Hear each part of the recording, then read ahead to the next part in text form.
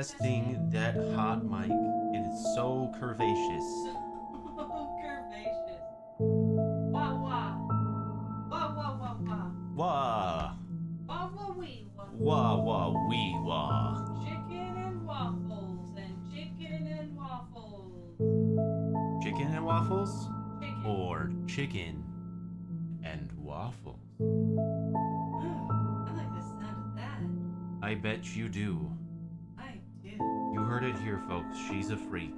Oh no. Oh no! Oh. Now the whole internet knows. They had no idea before.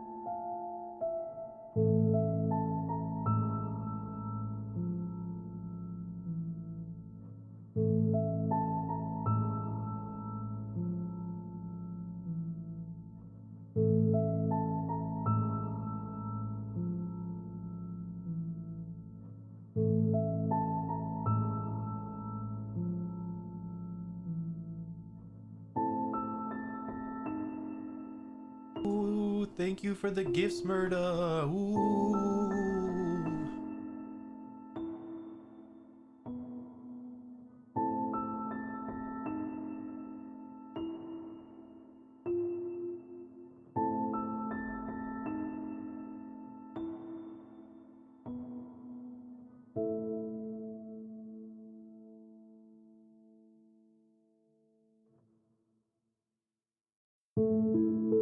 Ooh, thanks for the raid, Renfa. We appreciate it. Ooh, welcome, raiders.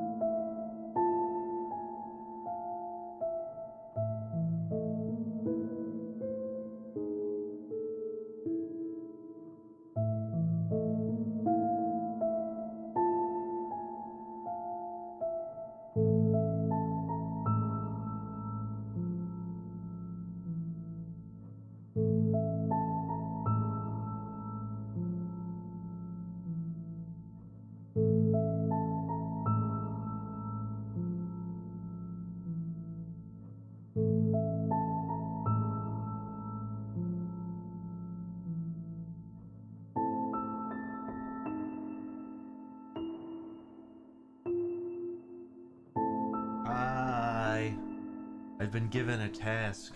I'm here to inform all of you that our sweet dear Lilith is hungry and decided to go get some food.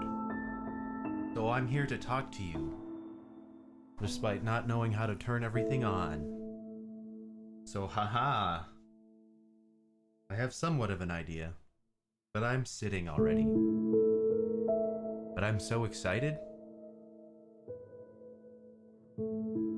We got a couple of minis here to show everybody. Unfortunately, we couldn't get all of it primed and ready to go because I had the work day from hell yesterday. So picture this. Me out fixing machines like some kind of crazy fucking mechanic guy. Except it's, you know, dish machines. And I'm checking to see if this this part that I put in is working. It's a little drain cartridge. So for some context, I'm working on a machine that has more hard water in it than you've ever seen in your entire life. So to combat this, I put some delimer inside of this machine to try to clean it out. Now, I was doing everything I could to try to figure out why this machine wasn't draining. I called some people for advice, and they gave it to me. And in enacting that advice, I thought, okay, I can, take this hose off and watch to make sure that this drain cartridge is actually opening, completely forgetting that I had just put so much delimer in this machine. So anyway, I go to start the machine and I get blasted in the face with a wild amount of chemical. And it was not fun. I had to clean my eyes out for a while. Luckily, I can still see. I went to bed last night a little afraid that I would wake up without eyesight this morning, but everything is good. Yeah, I can see normally, so looks like I did a good enough job of cleaning it out. My eyes was just really, really irritated because the place where I cleaned my eyes out was at this place that has the craziest, hardest water you've ever seen, and I'm pretty sure that their water just irritated my eye really bad. But yeah, so that was my day yesterday, and because of all of that, oh yeah, I forgot to mention that this place was, like 4 hours away from home, so my day started with me driving 4 hours there, and then I spent probably like 3 or 4 hours there trying to like figure out what was going on, and then had that whole thing exploded in my face, and then I had to drive home, and I didn't get home until almost 8 o'clock last night, so it was a rough time for me. But we got some of the cooler stuff ready to go. So I think what's gonna happen here is we're gonna try to paint some of these cooler guys here. And then while those are painting, switch over to some other cool guys. And then while those are drying, switch back to the original cool guys. I'm excited to show off this stuff though. I wish we could have gotten more of it primed so I could show off all of the plastic that I have, but it'll be okay because I still have my eyesight. But yeah, so that was my ordeal of a day yesterday. Thankfully, because of that, everybody at work let me take a chill day today, which worked out for you guys. Until Lilith got hungry 2 minutes before stream. So the faction we're going to be painting today, it's mostly Adeptus Sororitas. So I personally, I have probably, if not 4,000 points, or it could be potentially over 4,000 points of Necrons. And I got those. I have so many Necrons because I was luckily enough to buy an army from a friend's boss. He sold it to me for $200, and it was he said it was a 2,000 point army when he played, and after the nerfs to Necron's points, it was probably closer to 2,400. And he also on top of that gifted me a box of Tomb Blades, and then for my birthday that year, somebody also gifted me the Combat Patrol of Necrons, so I have the Doomstalker with the Immortals and some Overlords and a couple of Scarabs and stuff like that as well. And then for my birthday this year, my sister got me a Silent King and a Ghost Ark, so I have a bunch of Necrons. Which is awesome. But I have been picking up the Adeptus Sororitas, and in the little bit of playing that I've gotten to do with my friends, I have found that they are the army that I like playing the most. I love guns with nuns. They're pretty sick. And then also, based off of that thumbnail, we have the Demon Primarch Fulgrim. And the Emperor's Children are probably my favorite Chaos faction. Ooh, let's see if we can get him in there. Ooh, look at him. Look at him through the magnifying glass that my sister also got me. But yeah, no, I love Emperor's Children. I've also, in the long run, really wanted to have an Imperium faction, a Xenos faction, and a Chaos faction. So now that I'm getting close to a 2,000 point army for the sisters, I'll probably be starting to pick up some Emperor's Children as well. Hell yeah. Thank you so much for doing that. Yeah, I told him about my day from hell yesterday. Oh, that was scary. Yeah. I was worried about you. I had to put on videos to force us to cry. Yeah, she was trying to help me clear out all of the gunk in my eye. It's like, do you need a good cry? Let's put on some feel-good videos that'll make you cry. And they didn't work until she made me watch a video of people, like, giving letters to people that they knew who have committed despawn. Yeah, they passed. Which is really wild. That one and got sad. me too, you know? That one got me too. Lilith, Sister of Battle cosplay win. I would love that. I don't know That'd be if pretty sick. I would let her out of that outfit. Oh. Oh. Okay, shit. Oh, shit. Okay, note taken, note taken. Do your taxes always makes me cry. You know, that was one of the first things I've learned. I've kind of had this, you know, I've been on my own since I was 17. I moved out. I mean, my mom has been in my life the entire time, but I moved out and started doing all of my my being an adult stuff when I was 17, and taxes were the first thing that I learned how to do, and honestly, I hate it. It's not that bad. I hate it. Yeah, it's a lot worse for you than it is for me, though. I literally just have to fill in like 20 boxes, and then I go, all right, give me money, government. All right, there it is. Put that shit in my hand. $15, little man. Little man. Tau and Thousand Sons. The person who got me into 40k played Thousand Sons. They had a Thousand Sons and Orcs. And I won my first ever game. But I think that was back in like 7th or 8th edition, so I'm not really 100% certain. And while Lilith is enjoying her food here, I can talk about those people who helped me learn how to play again. Hold on. We're gonna do the intro. Oh, okay. All right. We're officially happening. It's we are real. officially happening. Hello, hello, hello, and welcome to my spooky little channel. And if it's not your first time here, welcome back. It's great to see you. Today we are joined by Husband. It's Husband. It's Husband, and we are going to be celebrating 40,000 subscribers with painting some 40k Warhammer minis. It has been foretold in the scriptures, and now the prophecy finally comes true. I hope you guys are doing well. Back to no. Oh, we're back. Hey. Oh, and we're gone. Oh. Did you maybe hit the thing when you moved the chair back? Perhaps. Rot-row. We're back. We're so back. We're back. And maybe the thing is just. We are so back. I thought we fixed this. Reconnection successful. Good. Good. Are we doing it? Are we winning?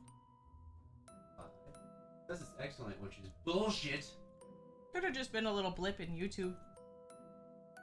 No, I don't want to go to the front. We're good. We're good. We're good. We're good. We're good. Okay. Back to story time. So yeah, like I was saying before YouTube so rudely interrupted me, was that I don't know if all of y'all were here for it, but we had Frisbee and Oak on at one point, and Oak is the one that taught me how to play 40k. And this guy right here was the first mini I ever painted in my life.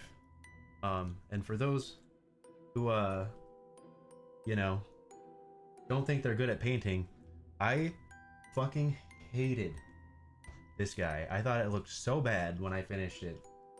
And Frisbee and Oak were like, nope, hold on. Oh my god, I'm gonna cry. Oh. We're good. We're Keep good. going. Yeah, nope. It's so fucking awful. Keep going. But yeah. Frisbee and Oak were like, hey, stop. Don't hate it. I'm gonna teach you about a wash. It really did tie it together. So there we are. If you're ever not happy with what you got going on, just throw a wash on it. It'll pull it all together. and it'll look great. That's right. So, what are we painting here today? So the first couple of things that we got here, I got the where is it? Okay, this is a really bad angle. Here. We have some penitent engines, and I believe it's called a retributor. Pretty sick sister stuff. Also crazy lore.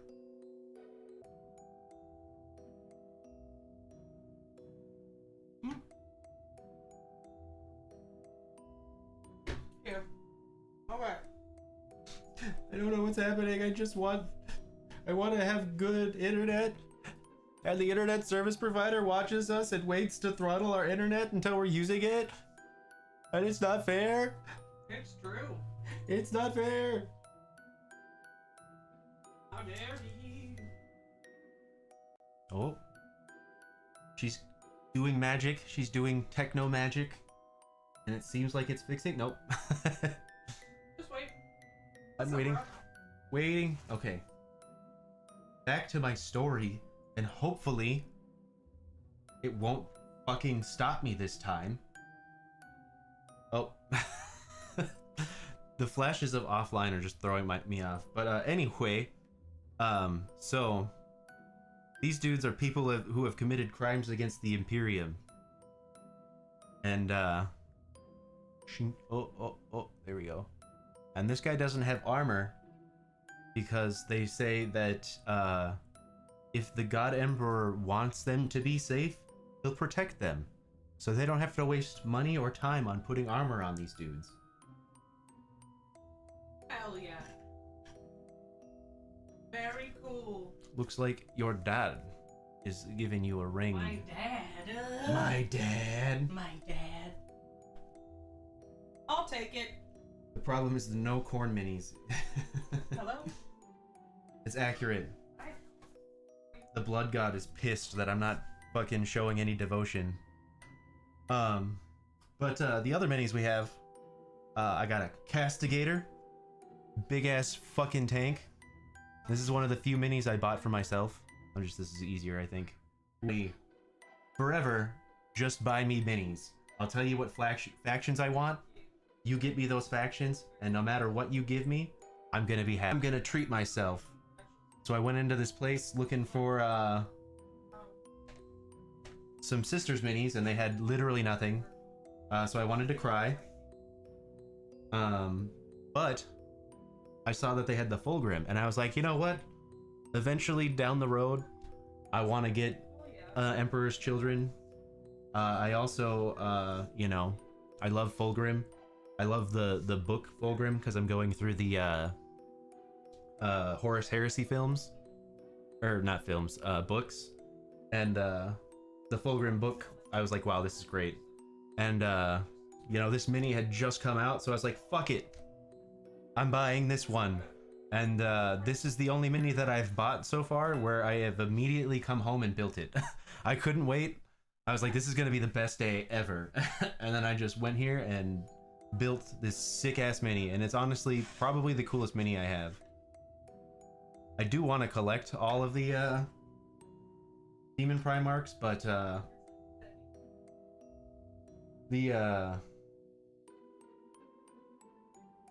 that's a little harder to say. Easier said than done, you know. But yeah, so hopefully stream gets its shit figured out, and we can do some painting here. So I'll just keep sitting here talking, I guess, until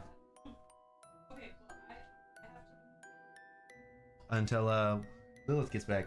Wouldn't it be easier? Probably. It probably would have been easier to paint the neutral gray, but we had primer and sprayed it and went, oh well, I guess they're gonna be black now. Luckily, at least the castigator is mostly black. Sorry about that. My bad. Yeah, no problem. Welcome back. Thank you. I'm also not very good at painting, so, you know, they're just gonna look cool, okay? They're gonna look great. They're not gonna be really perfect. Good at painting. Yeah, sure. I don't know why you say stupid things. saying such stupid, silly things. But yeah, trying to get through the Horus Heresy books. It's a fucking lot. What am I reading right now?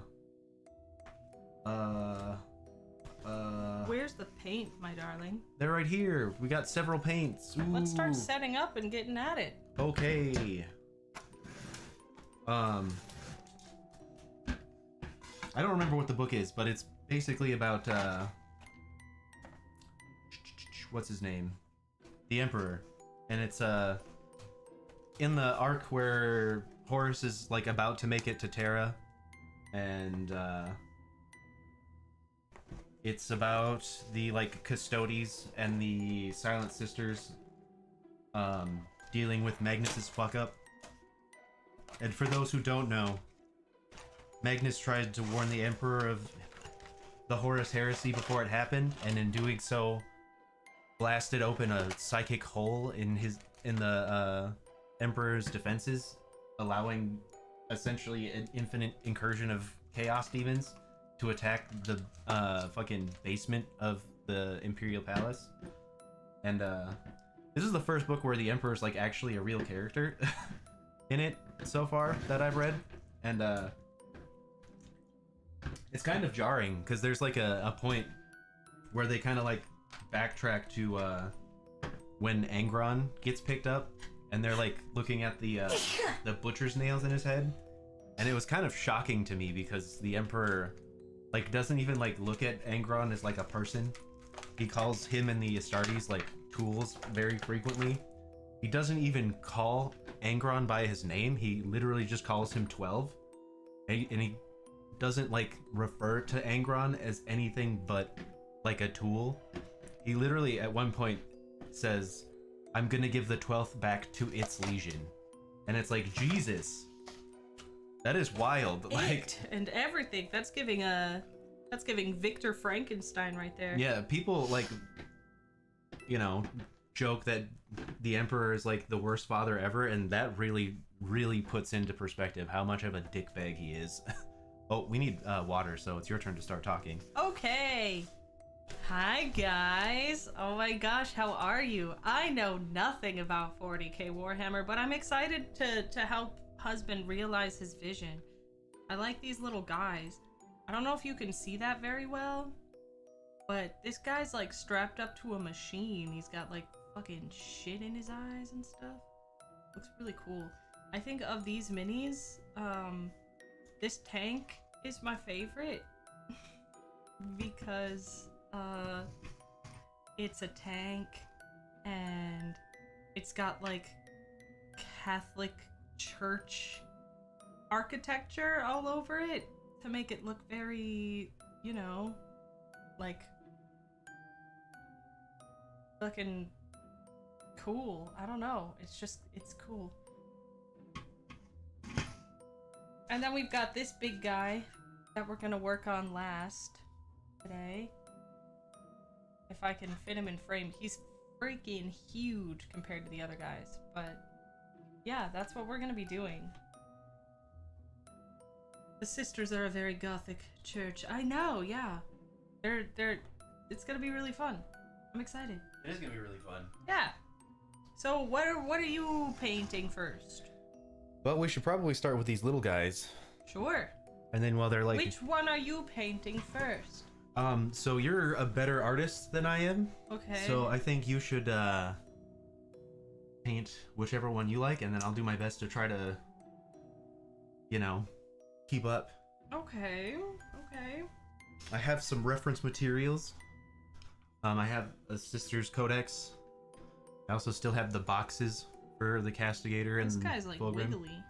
Yeah, I didn't glue down their torso bit. Oh, okay. Okay, I see. Well, I want the sarcophagus. Yeah. Sarcophagusy. Nice. Is that okay, or do you Oh, want yeah, me to work absolutely. on him? I was hoping you'd pick that one. Oh, okay, cool. Because Well, I want good. that one to look the best. Oh, thank you. I'll make sure it does. Is there anything that I should know before diving into this? I Because mean- I know that you said colors matter.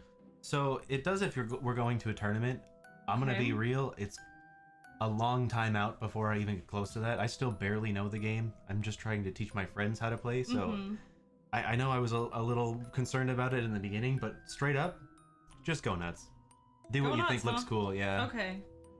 All right, fine. I will. All right, fine. I will. Oh, it's Frisbee. Frisbee's here. Hello, Frisbee. Are you gonna pressure Oak into doing some paint along? Yeah. We must paint together sometime. Oh, they're doing family stuff. That's okay. That is okay. It can happen next time instead. Yeah, when she was here last. Phone right there. Mine keeps shutting off. Yeah. When she was here last, she was talking about how she was gonna bully Oak into painting minis because he's building a Custodes army, and he doesn't want to mess up the beautiful golds that are in the army. But we're just gonna fucking jump into it. I mean, I'm gonna. I'll be fucking shit up with gold. You never know her. You know her. You know her. You already know her. Okay. I'm trying to think of where I even want to start with this. I think I know where I want to start with mine. Oh yeah? Mm-hmm. Where are you gonna start, huh? I'm very inspired right now by,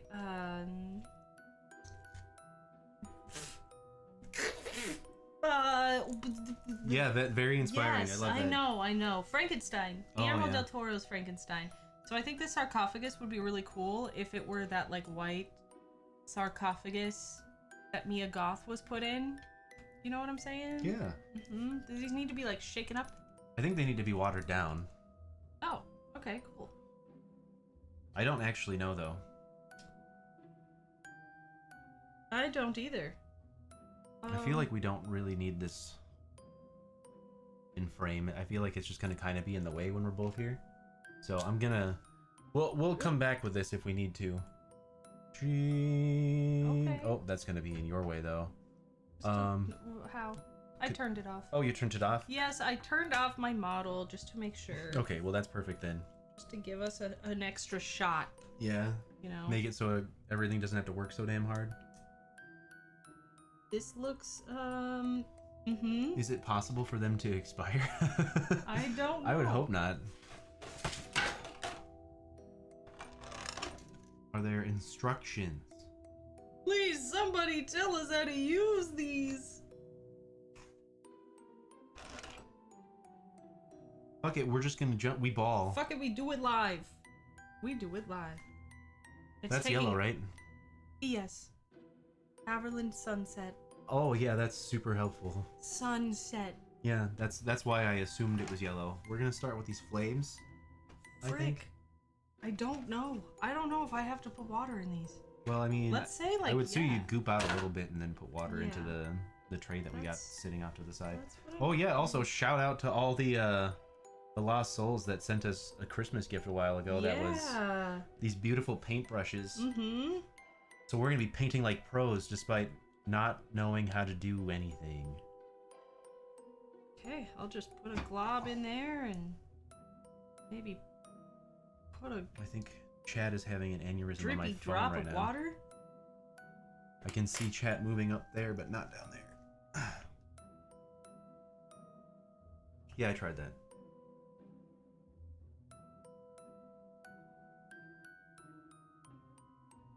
I do see somebody confirming that we should thin it out. Okay, good. Please. It's water-based paint. Okay, sick. Please, YouTube. Just exit out of it. I'm literally doing that. Do it more. Do it harder. Do it better?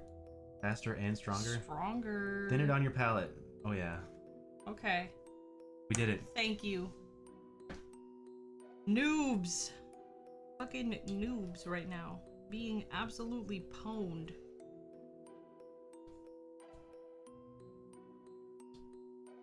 Okay. Are you saying stream is more stable than I am? Because that's true. It's true. Sick. Check out that arm, that nice forearm. Hell yeah. Damn. The muscles. Hey, spoilers? Oh, you're right. Sorry. Spoiled the movie for tomorrow. Whoopsie. Meanwhile, I'm out here spoiling books. That being How dare said, you. these book series started in like the 80s or something like that, so... Oh my god. I'm going to scream. I love that you're getting ads. That's cool for you, but let me read the chat, goddammit. I think I might have watered it down a little too much. Nah, I think you're fine. Okay. I think you're talented and cool and can totally handle everything you're doing. Thanks. I mean, somebody has to believe in me, so I'm glad that it's you. Well, it seems like 40,000 people believe in you. Give me some water, please. I'm gonna add just a little bit more paint. Oh, are you? Yeah. Are you? Are ya? You can make a simple wet palette with a damp towel and parchment paper. We have those. We have both of those things. But am I gonna? Probably not, it sounds like. No, I'm lazy. I've walked away too many times. And I've painted the inside of this cup. I can't believe you. This yellow looks almost green. No, it doesn't.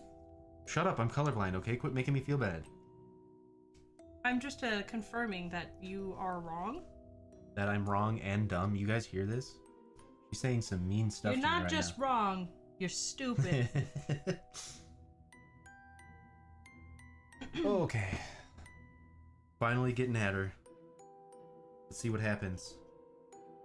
We're going in. Should we like add clean water somewhere? So Who needs clean water? that literally everyone ever.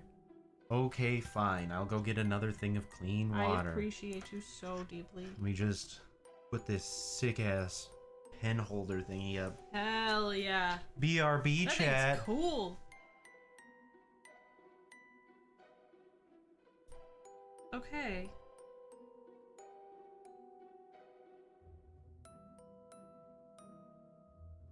I'm gonna be so hyper focused on this. I have a feeling that this is about to engulf my entire life, all of my other hobbies.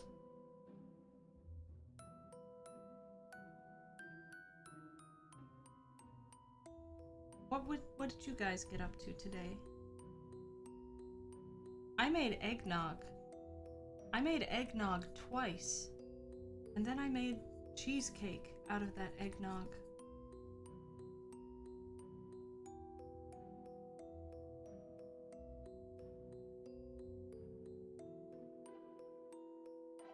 It was amazing, honestly. Frisbee gave me a recipe that was pretty good. But it just had the ingredients. And it didn't have like the technique or what to do. So I found one that was quite similar. It also included heavy cream. And you basically make a custard out of it and let it cool. It's like a liquid custard. It's very good, actually. Eggnog cheesecake sounds really good. You're gonna assume this is good? Oh, it does say good. It was pretty great. I made a brandy, so I bought brandy for the first time, and some bourbon. You had booze? I had booze today. Because I was like, okay, here's the reason that I made eggnog this year. It's because I hate eggnog. I hate eggnog. Or so she thought. Or so I thought. I hate, turns out, I hate store-bought eggnog. I've never had homemade eggnog, so I was egging on my nog all day. Until I accidentally got just a little bit tipsy. Because I was cooking all morning. This eggnog and eggnog cheesecake. I like sampled, I got bourbon and I got brandy. So that I could like try it with one of each and then with both. And that was a mistake. Because I hadn't had anything to eat yet. So I got just a little tipsy at like 9 in the fucking morning. Everybody in our kitchen getting tipsy. You should Martha Stewart eggnog and put a ton of alcohol in it. Just 2 shots of tequila. Glug, glug, glug, glug, glug, glug, glug, glug.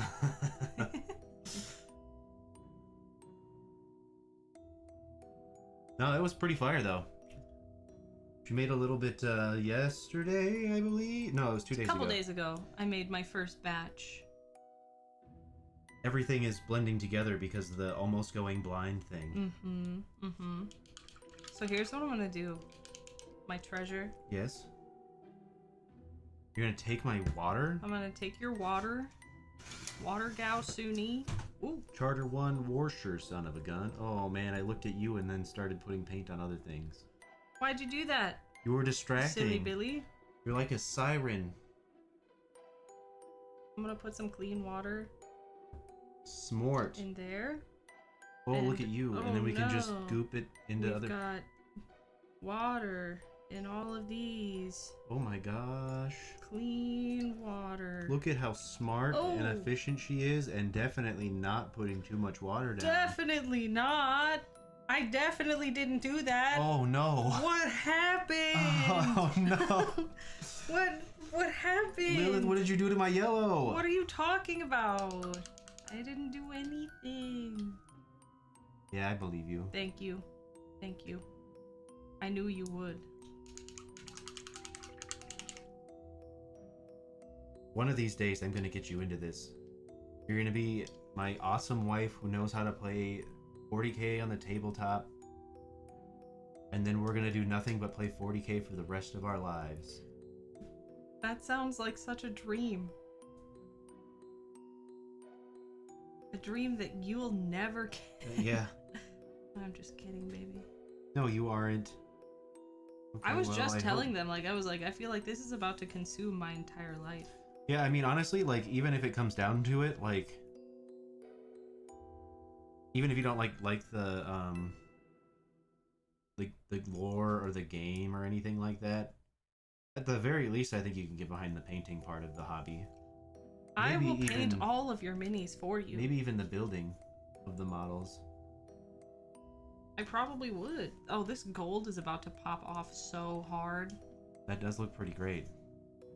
My yellow kind of looks like shit now for some reason, but... What? Yeah, but who knows? I couldn't imagine why. I don't know, divine judgment or something? Divine judgment. I think the wateriness of it will kind of make it easier, though. I think this is obviously a little too watery now, but... What? Is there a silver? Yeah. Gib.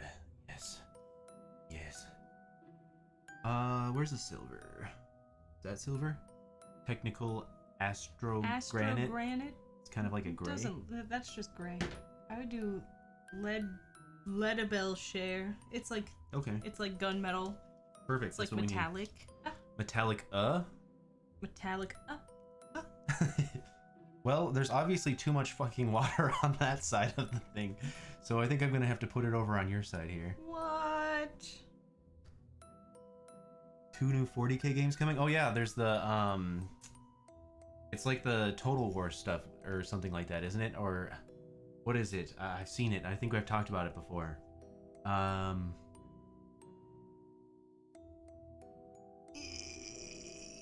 Get it out of there. Jesus, that is Get on it out there. of you.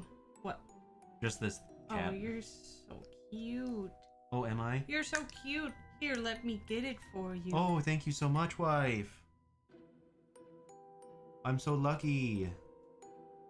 There are so many little details on this. Yeah, generally smart people, and I'm not smart people, do the painting before they put it together. Because then you can get in all the cracks and stuff before you know, have to fight with the tiny little crevices. But for me, the important part was learning how to play the game before doing anything else. Why don't I move this right over Why don't here? you do that? There you go. I think I might have caused a mistake with this, but whatever, we'll figure it out. What do you mean? I mean, I think I want a bigger one anyway. You sit in there and soak, buddy. Don't let them soak. I don't know anything about painting. Do not soak your brushes. I'll soak your brushes. They're made of wood. Oh, I think. wood. I think. Just get a little bit of that guy in there. Yeah, that'll work. That's the strat, right? I don't know, man. I don't even know what you're talking about. Yeah, this is where you come to watch somebody really fucking suck at painting. Nuh-uh. Well, they're gonna watch you too, but I have not painted anything since I was like 15. yeah, since school forced us to do painting. Yeah, they didn't force you. I feel like that one you had to be serious about your painting career. Studio art was a class that we had to take. I think I failed that class. I did. But my teacher was really cool and still gave me a passing grade because it's his fault. We had the same teacher. Well, then I sure he gave you a passing grade too. I know he did. Yeah, because he quit teaching because he couldn't fail kids. But he was a great artist. He was a fantastic artist. He just wasn't used to finding a teenager who had such a similar interest as him. You were just so mature for your age. That's the depression. That's all the trauma.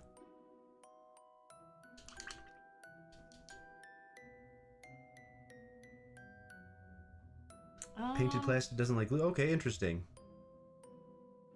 Yeah, I'm basing most of the stuff that I'm saying off of things that I've heard and read online, and we all know how that goes. The internet doesn't know shit.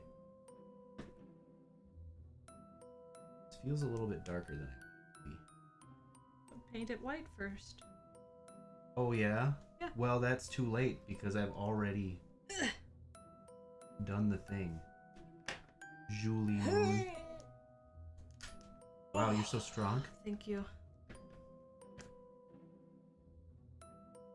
Oh yeah.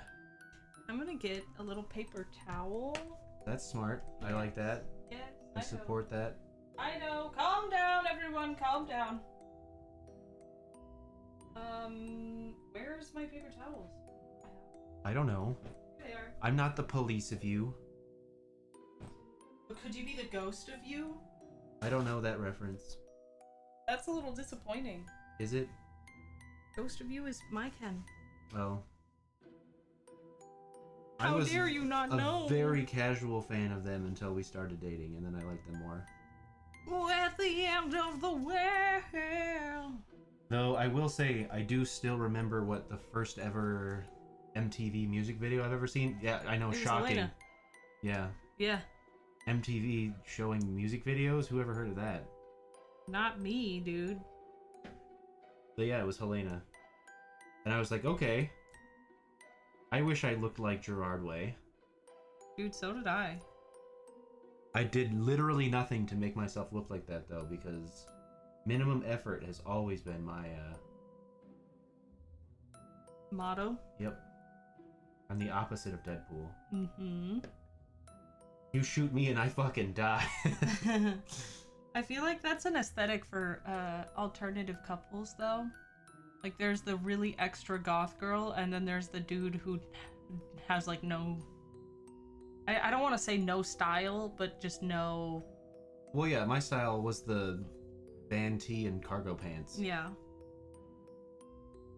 Lazy metal, you know? Lazy metal. I feel like I was more into, like, metal than goth, though. And, like, goth, what's the word I'm looking for? Culture? I don't think that's the right word. Goth is a subculture. Aesthetic, that was the word I was looking for. Ah, okay. That makes sense.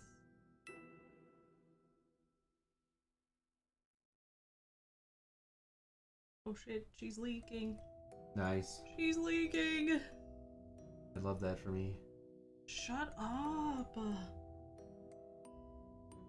What is wrong with you? We don't have time to go over all of the things that are wrong with me. First off, I'm upset at myself for not gluing this part together, so maybe that'll be so something I do later. Yeah. You'll do there next time, bud. Yeah, you know. These are like too watery, I feel like. Well, maybe if somebody didn't pour an entire glass of water into it. I did the thing with the paper towel. It's okay, I forgive you. Thank you. I was not going to be okay If I didn't forgive if you didn't. Yeah.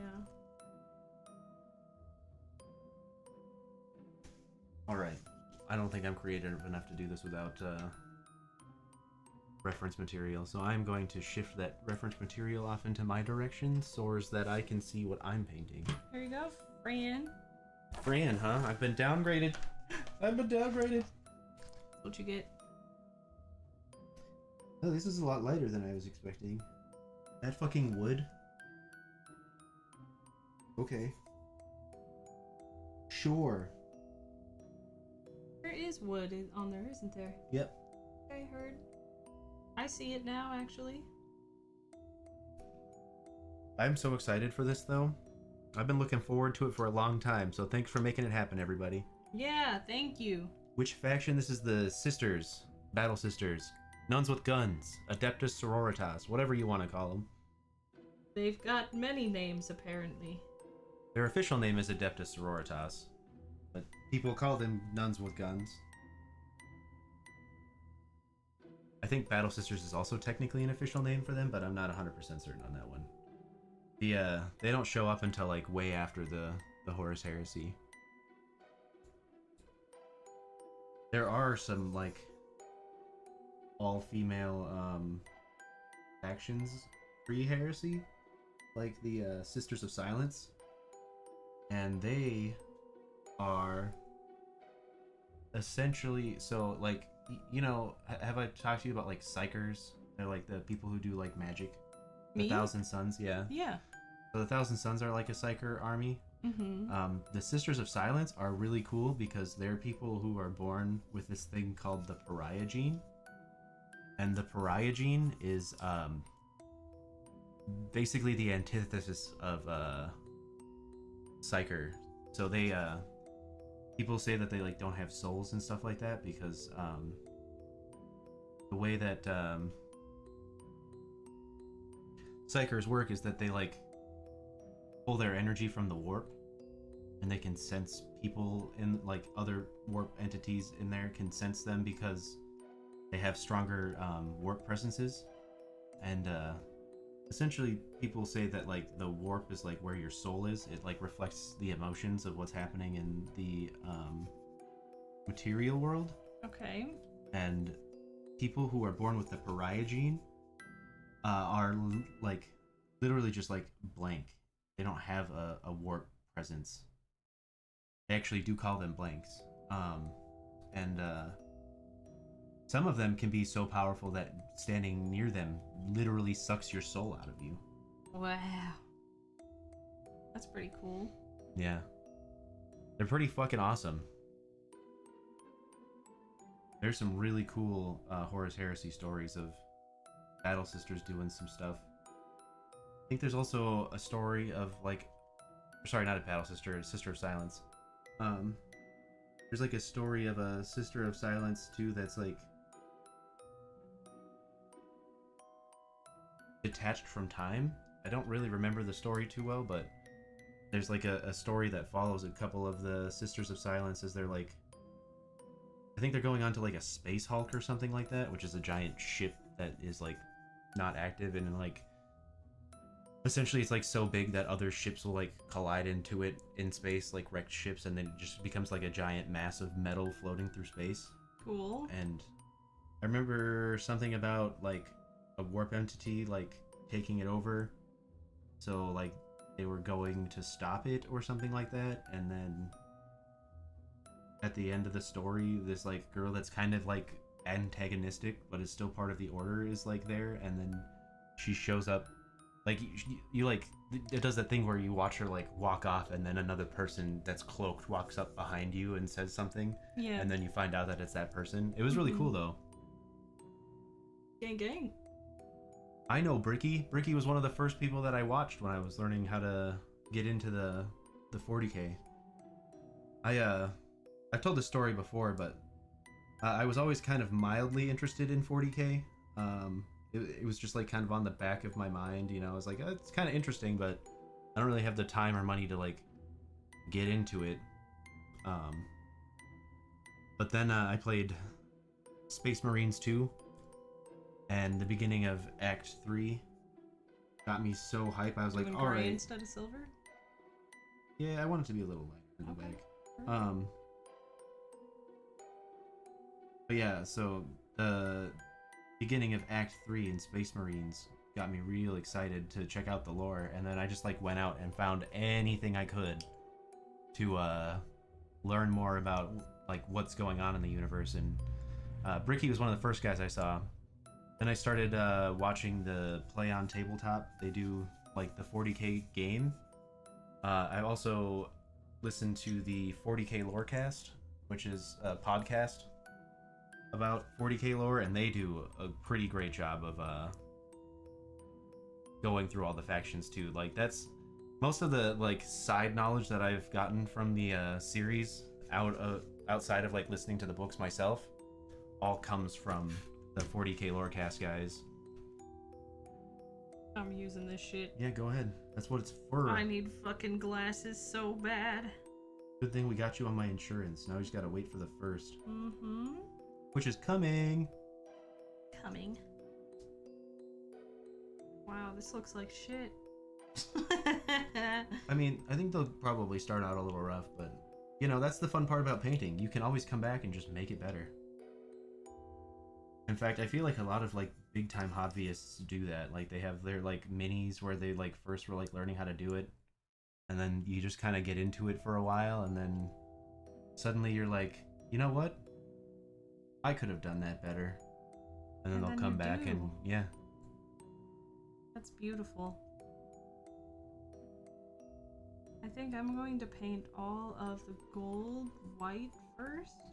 Yeah, once I finish the Horus Heresy, the Infinite and the Divine is definitely one that I want to hear. I've that Lorecast channel that I watch was talking about how Trazyn the Infinite is like essentially the collector, but they like kind of make it sound more like he's like a wild kleptomaniac, and I am all here for that. That shit sounds fucking hilarious. I know that there was an incident with the Emperor's Children back before the Heresy where they like almost lost all of their gene seed, and later on you find out that it was Trazyn who fucking stole their fucking gene seed. So I'm pretty excited about reading that. That and Gaunt's Ghosts. I also want to read The Desolation of Baal because the 40K Lorecast's episode on that was fucking amazing. Getting to read the Blood Angels' first interaction with Cabanda was pretty great too. I love their relationship.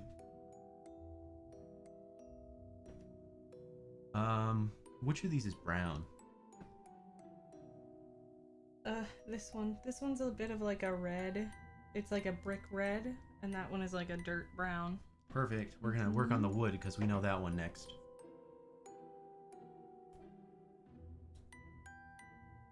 I want to make the saw blades gold. Do it. Get away from me, Ad. I don't know you. I want to read chat. They're cooler.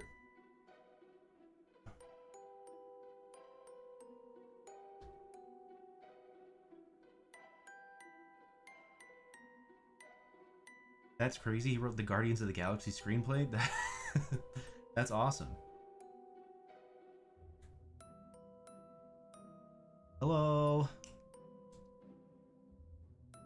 Yeah, this is a great time though. I'm very much enjoying this. Me too. I'm excited that you're enjoying it too, because that means we can do some more painting in the background on days when we don't know what to do. Mm-hmm. Especially while we're waiting for the next anime cycle to come out. Oh my god, right? Dude, January is gonna be fucking fire. It's gonna be lit. I'm very excited. I just can't wait for the next season of Frieren. I can't wait to be eviscerated emotionally by Frieren.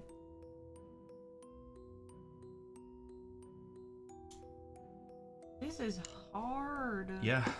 And there are people who are like, hey, want to watch me paint an entire army in like an hour? It's like, you fucking psychopath. Yes. Yes, I do. I'm just gonna keep one of these over here because I keep grabbing it from you anyway. Here. I gotta be careful Take because I this really whole don't want to fuck roll. up my codex either. Take the whole roll. Oh, I am gonna take that whole roll. You whole roll it.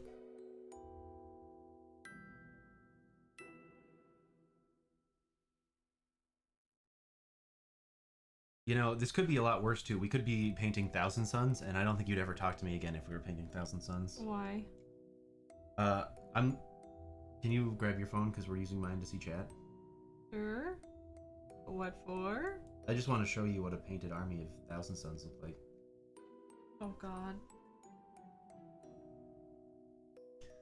Yeah, whoever can get through that, man, you are a fucking god amongst men, let me tell you. I would probably just give up. Oh, that's an Angron, that's funny. Somebody did a paint scheme of the Thousand Suns on World Eaters. But yeah, look at all that fucking... That's a lot of detail. Yeah. Wow. All the trim, like, no thanks. I mean, you don't have to do it like that. That's true. They do score you for painting, though, when you go to tournaments. So, like, you straight up, there's like 10 points that are just in the air if you do a good paint job. That's pretty sick. Yeah, though I had a friend that had like a slightly different colored tier in his army, and he lost points at a tournament, and he was pissed. That's kind of fucking dumb. Yeah. But then again, there's like stories of other people too, like one of the guys that does the lorecast, Brad Chester. Mm-hmm. I believe it was him. He was telling it how he had a story where he had a Tyranid army that was all like hodgepodge and mismatched, and back in the day there was like a scoring thing where like people would like score how cool your army was, so like people wouldn't play like whatever crazy army they find online. They'd like actually make their own armies and stuff. Yeah, yeah. But they also like scored you on your paint job and stuff like that, and he got a 0 for his paint job because his Tyranids looked all hodgepodged. And then he was talking to the judges and was like, well, if you read the lore, you know, the Tyranids, they take all the biomatter that they, like, their whole point is that they're going to planets to take biomatter, and they put it, like, they like dissolve it and put in pools, and then they like are born from those bio pools pretty much. Yeah. And he's like, so the reason why they look like that is because it's like, you know, this fleet has been to several different planets, and they've like actively, you know, And then they eaten gave up him on... points back or Yep. something? Yep. Good. As they should have. Yeah.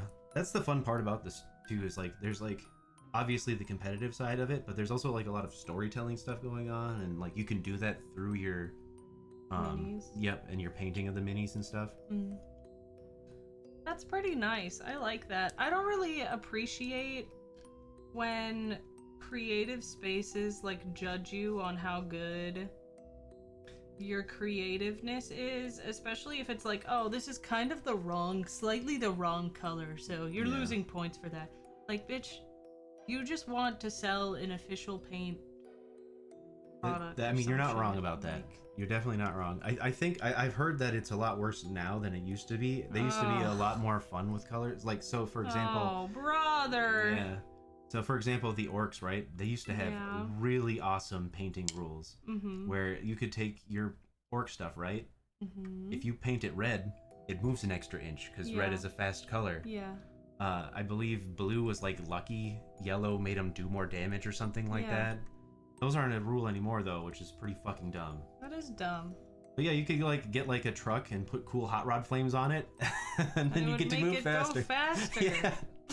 It was very like lore accurate to the. That's super cool. The orcs. Yeah, I'm really sad that they took that away. Like, I don't care. I mean, I'm not in the competitive scene, so I don't know how it really affects it that badly. But like, that is a great rule, and shame on whoever got rid of that rule. Like, talk about being a fucking buzzkill. Getting rid of some fun fucking wacky rules. The orcs are so crazy though. Mm-hmm. I love them. All of the lore behind the orcs is always. I've literally not heard lore about orcs that hasn't made me just laugh. That was in one of my tweets. Well, my tweet for this video actually. Yeah. Or this stream. Was that I was gonna paint all your orcs purple. No, where did they go? Deep cut.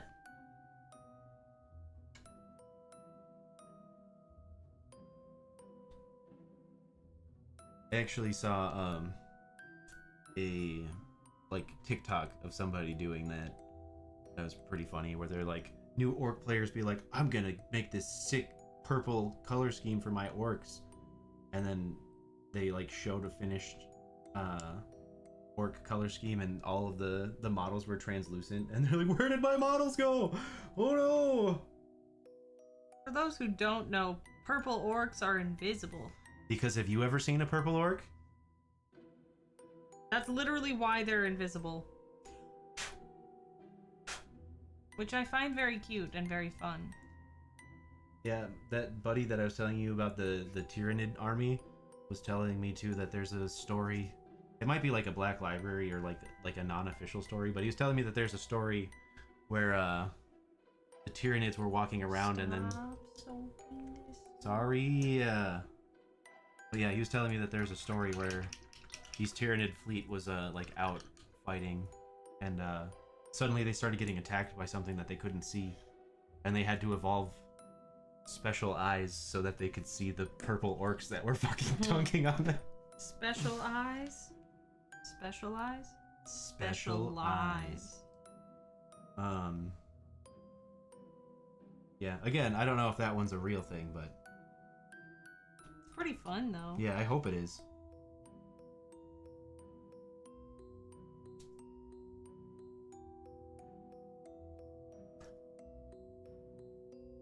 Okay, this looks bad. It'll get better.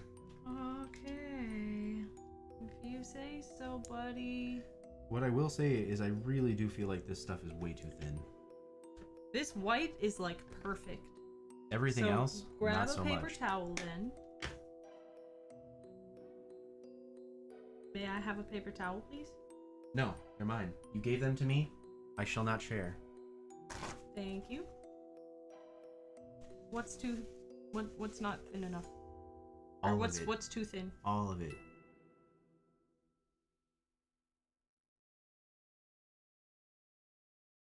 Smart. Get some of that water out of there. Yeah, that's crazy. Look at how far up that's going.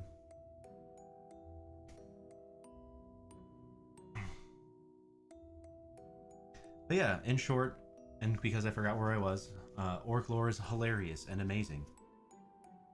There's an orc that went back in time and realized that there was another one of him in the timeline, and then he wanted his gun, so he went and killed himself and took the gun. That's crazy. Yeah, but because orcs are too fucking stupid, he didn't create a time paradox. Nice. So he just has two versions of his gun. That's fucking tight.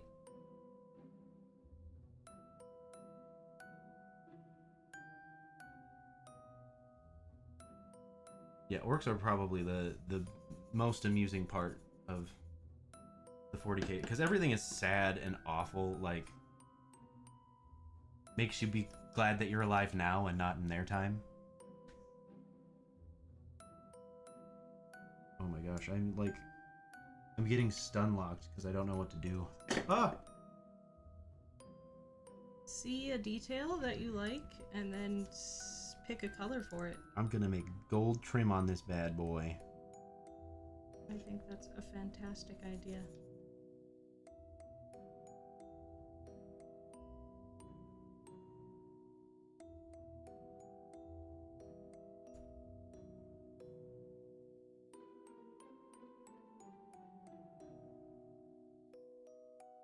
So I know I like shotgun a lot of like lore and stuff at you. Is there anything that you remember that I talked about that like interested you, like really piqued your interest, or is it all just like please stop talking? I mean, I don't really know a whole lot about it. So it's hard for me to like put names to faces because you use a lot of names. Yeah. Which I don't know if I've talked about on stream before, but I'm fucking awful with names. I can remember a face, I can't remember a name. So when you talk about these things and you describe them to me, it doesn't help until I've really like seen it. Yeah. But I really like the Battle Sisters. I think that their aesthetic is very cool. Nuns with guns. I remember you talking about the Tyranids while we were at Five Guys one time. And telling me about how they're like gross bugs. Yeah. Gross bugs that adapt to everything. Yeah. And, I remember the orcs. Yeah, I kind of don't shut up about orcs. Yeah. It's because they're the best. They're fucking tight. They're fucking tight. I don't have an orc army because there's no shot that I'm rolling sixes. And I remember Lionel Johnson. Yeah, because of the like how they all have fun naming mechanics, and then there's Lionel Johnson. Mm-hmm. So he's the Primarch of the First Legion, the Dark Angels. Ooh. And he's kind of a badass. Gosh. But he's also kind of a dumbass. He sounds kind of like a dumbass. Yeah, there's a part in the Horus Heresy books, right, where like the Imperium is like Horus is like running a misinformation campaign and keeping the like loyalists confused by like just shotgunning a bunch of information out. So people don't know what's going on. They're like getting conflicting reports where they need to go to Terra from some people, or they need to go reinforce a traitor legion on another another planet because somebody else like false information, you know, he's like just shotgunning that out. Yep. And then while that happens, Lorgar and Angron, who are two traitors, go to Guilliman, who is the Primarch of the Ultramarines. Mm-hmm. They go to his like home sector, which is Macragge. They call it the 500 Worlds because it's 500 worlds. What? Yeah. And they cause this thing called the Ruin Storm, which essentially cuts Guilliman off from everything else. Like his section of the universe is completely isolated because they use the warp to like do long range communication and travel, and this Ruin Storm essentially makes it so it's impossible for them to like traverse through the warp or speak through the warp, you know, that kind of thing. Okay. But in the 500 Worlds, Guilliman finds this thing called the Pharos, which is an old Necron station. And this is, I think, well before Necrons were even like a faction in the 40k universe. I don't know if this book came out before they introduced the Necrons. But they end up like essentially using that as a beacon. So normally they use the Astronomicon, which is like this thing on Terra that is powered by the Emperor. They use that to like see and like orient themselves in space. Okay. So when Guilliman lights the Pharos, all of the like lost legionnaires travel to Macragge to see what's like going on. And the Blood Angels and the Dark Angels all end up there, and both of their Primarchs, Sanguinius and Lionel Johnson, are there with them. And there's also one of their other brothers who's a traitor,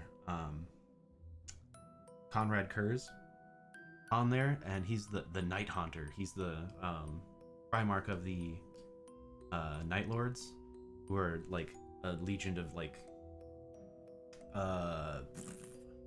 criminals.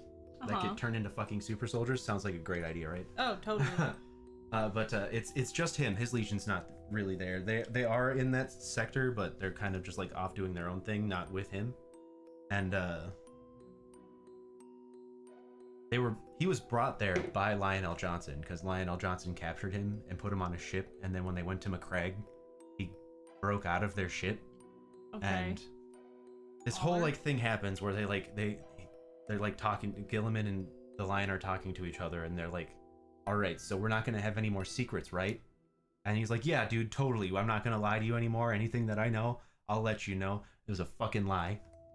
Lionel Johnson doesn't tell him shit, and essentially, you know, Kurz escapes from Lionel Johnson's ship and starts terrorizing people on McCraig, and Gilliman is a genius, so he puts two and two together and realizes, like, hey, this is fucking Conrad's doing. Like, he's here on my planet. Not Conrad. Yeah, and then he figured out that Lionel Johnson brought him there, so he's like, hey, so is there anything you want to tell me?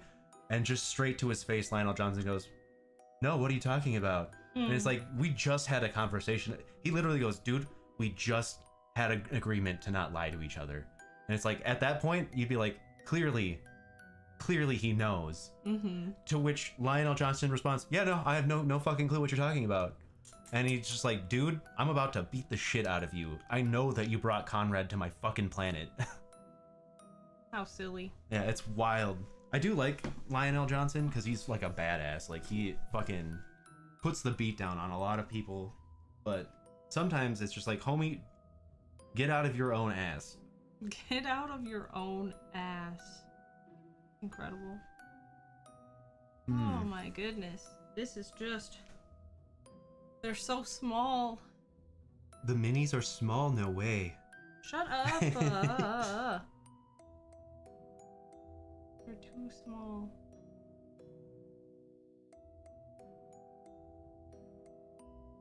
Yeah, I did read a book that I'm confident you would love it, though. Me? Yeah. Why? So there's a book in the Horus Heresy. The Imperium finds out about, you know, Horus. Yum. And one of the Emperor's right-hand man, Malkador, decides the best way to deal with this is to just send an assassin to kill Horus. Okay. But he doesn't just send one assassin. He sends one of every assassin from every clade of assassins that exists. Brown, is it? Yes. And one of those clades is like they're shapeshifters, and they have the ability to literally like change into whoever they want. So much so that like a lot of them even like forget what their original like look was. Okay. So it's like this like whole thing where they like collect all of these different like crazy ass spies. Like one of them is a sniper who specializes in sniping. One of them is, I want to say they're called the Calexis or the Calidus. I don't remember exactly what it is, but doesn't matter. I won't remember anyway. Yeah. Their whole thing is they're like drugged up berserkers. So like essentially what would happen in like normal use of this assassin is they would send a drop pod with just them in it, and these guys are usually like chemically knocked out, but when they get dropped into an area, they get awoken and just pumped with like all of the fucking drugs in the world that make them angry and like brutal and stuff. Yeah. And then they just go around and murder the shit out of everything that they can see. Fucking hardcore. Yeah. And then there's also like a tech guy that's with them. But the reason why I know you'd like the story is because one, like I said, one of them is a shapeshifter. Like they're literally, there's like points in the book where they're like having conversations with people, and they're like changing like gender and like everything like while in the middle of their sentence. Like they start off fun as like a dude saying something, and then by the end of the sentence they're like this like hot lady. And they're just like constantly shifting their form. And while all of that's happening, there's like a side story happening about, I believe it was the Black Pariah, and it's a person who, if I'm remembering this correctly, had that blank gene, so they basically like stop psychic powers. Yeah. But the Chaos Legions, I believe specifically Erebus, like bound a demon to his flesh. So he was using like the power of this warp demon to also shapeshift and like take over people's like lives and stuff like that. Cool. Yeah, it was really good. It was a really cool story. And it's all about them trying to assassinate Horus. And I'm not going to spoil the ending of that book, but it was great. It was a really fun read. Good. I'm happy to hear that. Yeah, honestly, there haven't been too many books that I've read that I didn't like, but I'm pretty easy to please. I don't do a lot of reading. I guess I am being a little disingenuous saying I'm reading it. I'm listening to it on Audible. But I drive around a lot for work, so listening to books is where it is at for me. That's how I entertain myself. It's actually really funny too, because like apparently a lot of people who do my job don't like the driving aspect of it. So like my boss would be like, "Hey, do you want to go to do this place? It'll be like a 3 or 4 hour drive for you." And I'm like, "Yeah, absolutely." You're like, woo! Yeah, like one point he asked me to go do a 4-hour thing, and he like literally went, "Hey, do you want to have a road trip tomorrow?" And I was like, "Yes." And he's like, "You didn't even like want to hear how long the road trip is or anything?" Like, nope, I don't care how long it is. I'll let me listen to my book. I want to hear about the Horus Heresy, please. Do you? Do you want to hear about the Horus Heresy? No, I was quoting you. Oh, okay. Yeah. That is me. Please. Please. I must let learn me. everything. Would you like to tell me about it, though? I can. If you'd like to. Yeah, so luckily the naming mechanic is pretty easy. The Horus Heresy is all about Horus and his heresy. Horus. So the first 3 books in the Horus Heresy storyline are all about him and his fall. Okay. So you follow. It doesn't necessarily follow like Horus himself. It follows the legionnaires that are in his legion and like them like witnessing his fall, and you know the obvious like split in factions. So because like some of people are all for it and other people are like, "What the fuck are you doing, homie?" And they in the start, you know, it kind of starts with him getting the title of War Master. So when the Great Crusade, which is the Emperor trying to take the entire galaxy for himself, I figured. when that happened, originally the Emperor was like fighting by their side, helping them like achieve all of their goals and get where they're trying to go. Mm-hmm. And then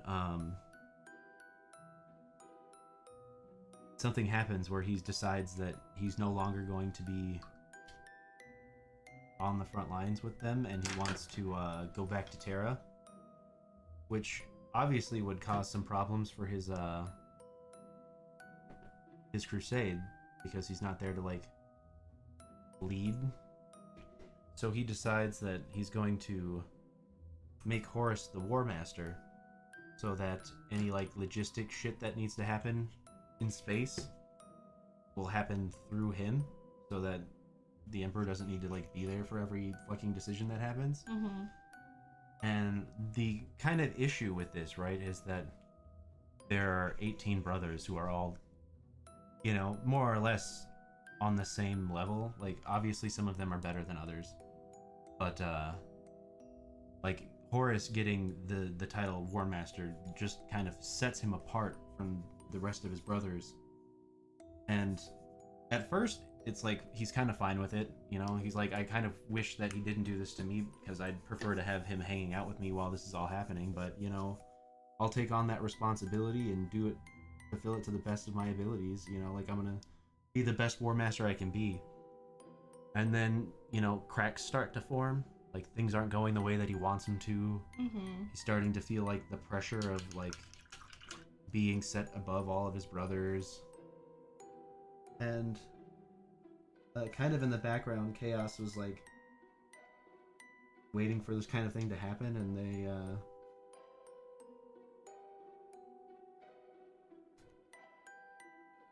his Legion kind of like learns of Chaos for the first time. They see like a Nurgle infected guy who I think he was like a planetary governor or something like that. Okay. Could have also been another Marine of theirs that ended up like falling to Nurgle, but they see this happen, and that kind of like mentally scars a lot of them. They're like, what the fuck was that? Like, we knew that guy and he did not look like that before. This is crazy. Now I said that this is like the first time that they were the Lunar Wolves. They eventually become the Sons of Horus. Yeah. This is the first time that they've seen Chaos, but it's not the first time any Legion has seen Chaos. There's another Legion, the Word Bearers, and Lorgar is their Primarch. He is kind of like he's like a priest, right? Like, so he travels around and tells everybody that the Emperor is a god.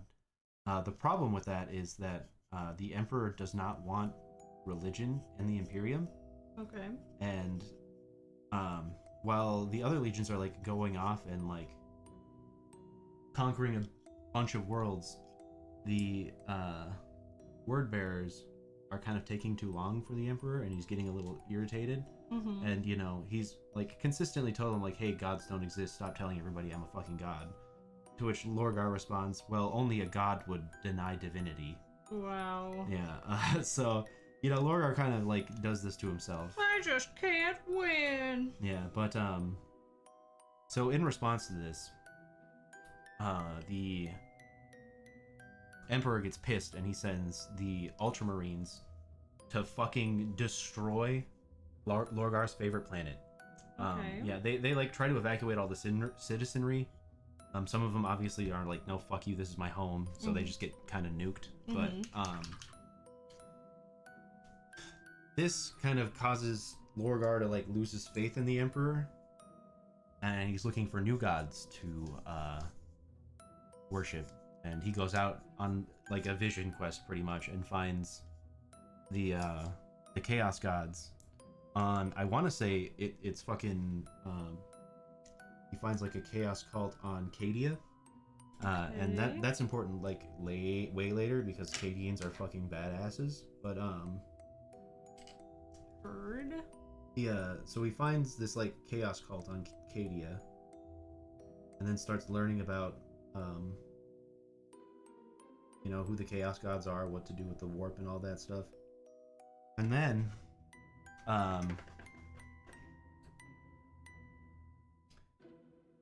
fast forward a while, so the Horus is the War Master.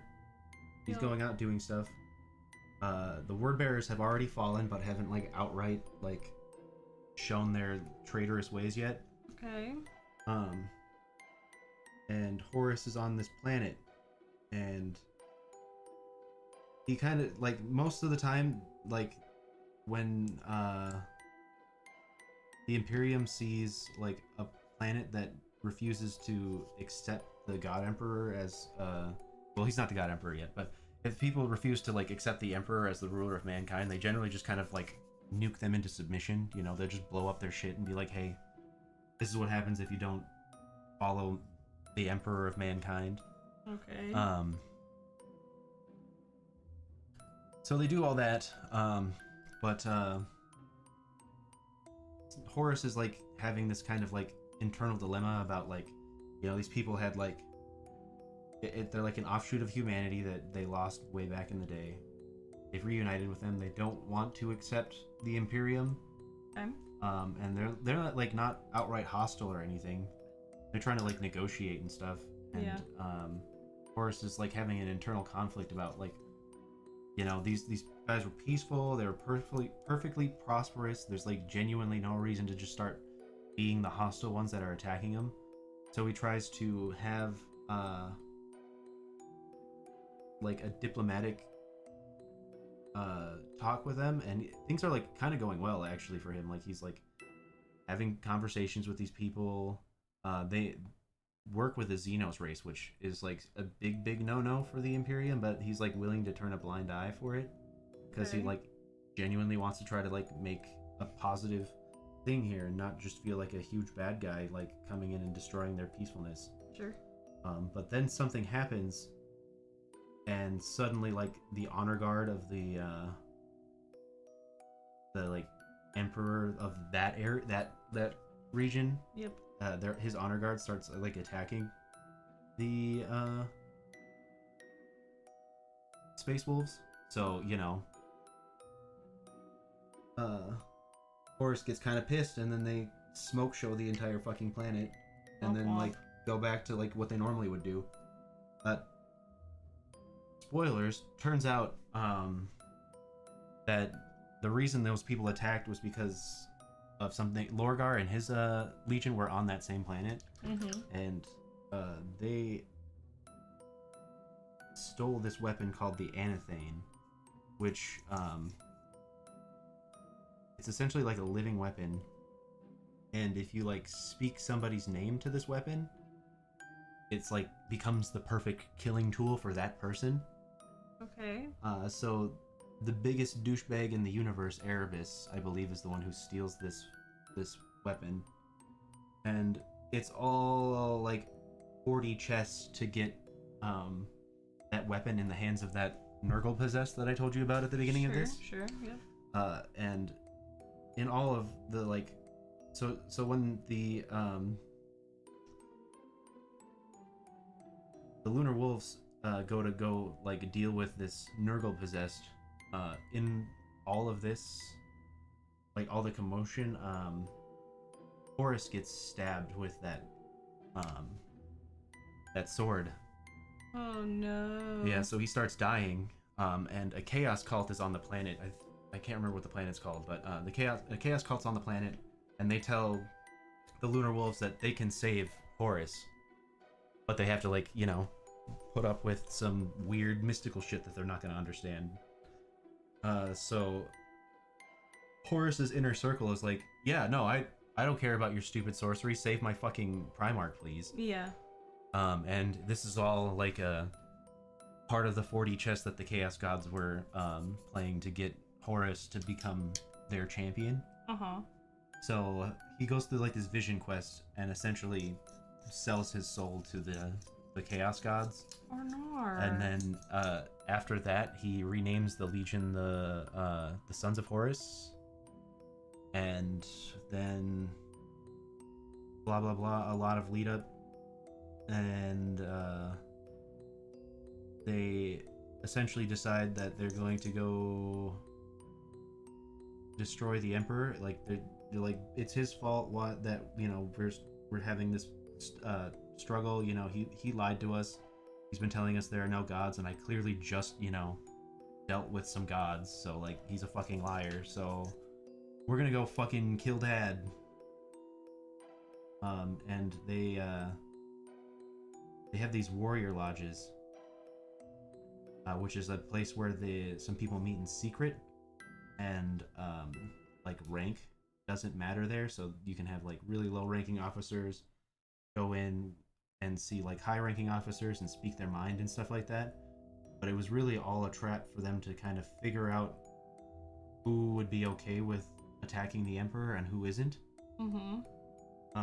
And once they like kind of get a list of all of the people that they know will not be on their side, they go to this place, Istvan 3, and they have all of the loyalists drop down on the planet, and then they just start fucking bombarding them. Like, just I believe they fucking exterminatus them and use the firebomb. Rude. Yeah, and the exterminatus bomb, I don't remember what it's called, the Death Eater virus, I think. That might be wrong. That might be something that happens later. But it's essentially like a viral bomb where they drop it onto a planet, and then this virus breaks down all of the organic matter into like methane, and then it ignites all of that and then flash burns the entire fucking planet. That's fucked up. Yeah, and like a lot of the early books are like what's happening with the traitor legions, and then how the like the non-traitors in the legion are like reacting to the changes that are happening throughout their legion. It's really good storytelling. The Flight of the Eisenstein comes from that, and that's a really awesome book.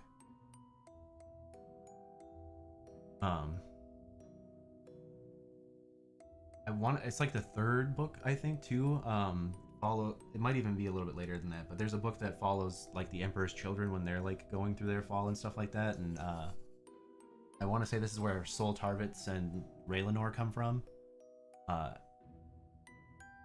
These are like loyalists who find out what's happening, and there's like a whole story about like them like recognizing that some shit's going down, and he goes down to the planet and saves a couple of them.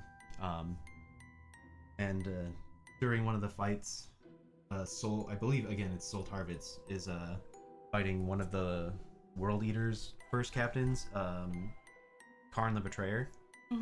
And it's so crazy because they're like fighting, and he hears like a tank coming over like a hill, and he just fucking grabs Karn and fucking yeets him onto the spike of one of the tanks and then just walks off.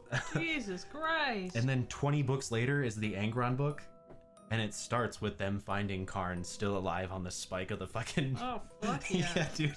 It's so good. Are you fucking sick? One of the first time Karn loses. Yeah. Dude, it was a great book too, though. Like, I really enjoyed the Karn books. All of the books where they turn into the Demon Primarchs are so fucking good. I believe that one's called The Betrayer.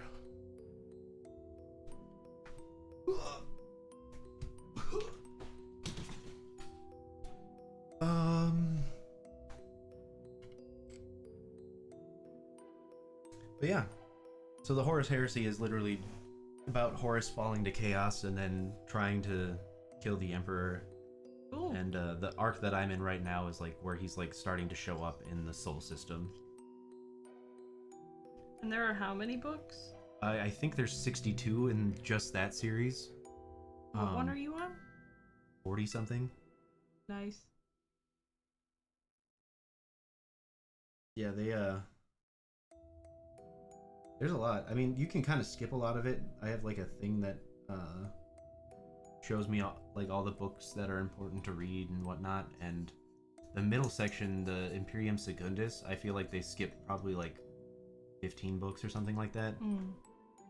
Oh, we got a Lost Soul. Ooh, welcome. Thank you. RGB Hero, thank you very much for becoming a Lost Soul once again. We know this isn't your first rodeo, but thank you very much for trying out a membership. Got a lot of content for you. Yeah, no, these books have been coming out for a long time, and I'm pretty sure they like just actually finished the series with the End of Death stuff. Really? Yeah. I heard that there's like a lot of crazy retconning though that came out in that stuff because like they were writing those books for like fucking 30 years. Yeah. And like things have changed and they've like fleshed out the story a little bit more in like side content. So yeah, they had to like kind of bring everything back. Yeah, that makes sense a little bit. Here's my progress so far.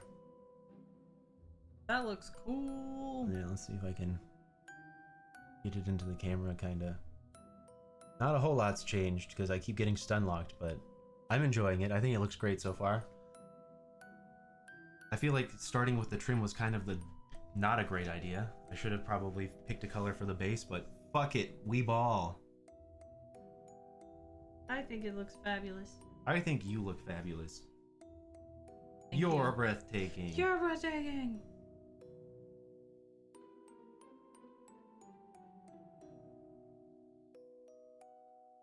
Concentrating like this hurts my fucking head.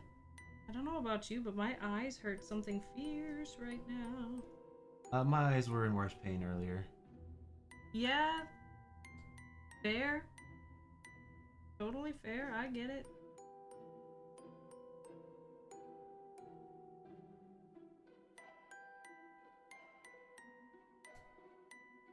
You want to hear about one of my favorite characters? Go off, King.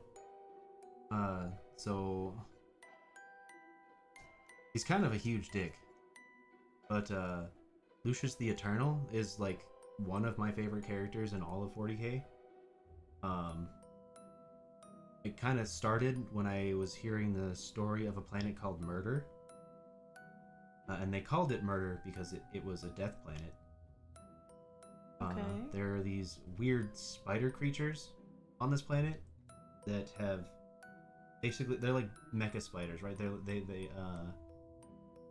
They're like bones, or sorry, their limbs are like swords. They like did like something to turn their limbs into swords, and they're like crazy fucking fast. Like they come out of nowhere and ambush a bunch of the Astartes. And originally the Emperor's Children army are there, and they call for help, and the Blood Angels show up.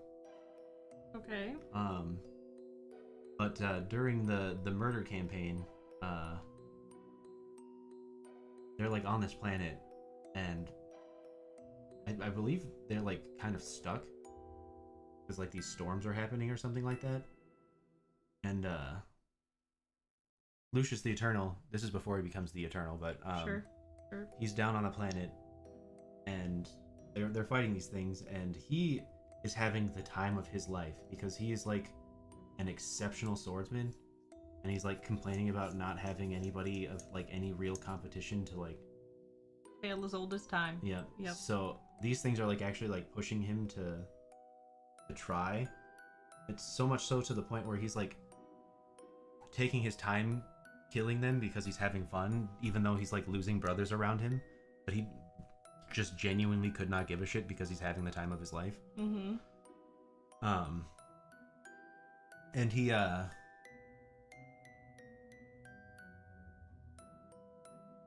that's kind of like the thing that like started me into being like, oh, I kind of like this character, you know. He's this fucking crazy badass that's like beating the shit out of everybody, like even like almost standing up to Primarchs, which is fucking crazy. Mm-hmm. And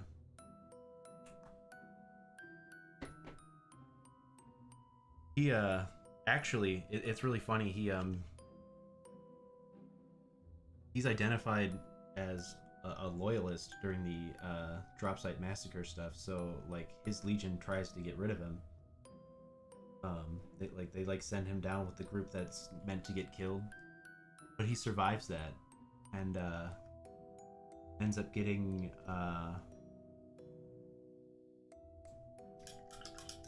like a communicator to like talk to the people that are coming to like finish off the survivors of the virus bomb that happened. Mm-hmm.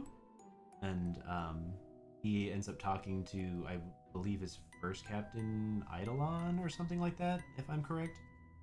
And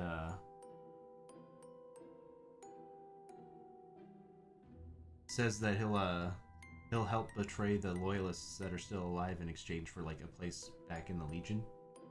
Okay. So he ends up betraying the big characters from the first couple of books. What a dick. Yeah, he's a huge dickbag.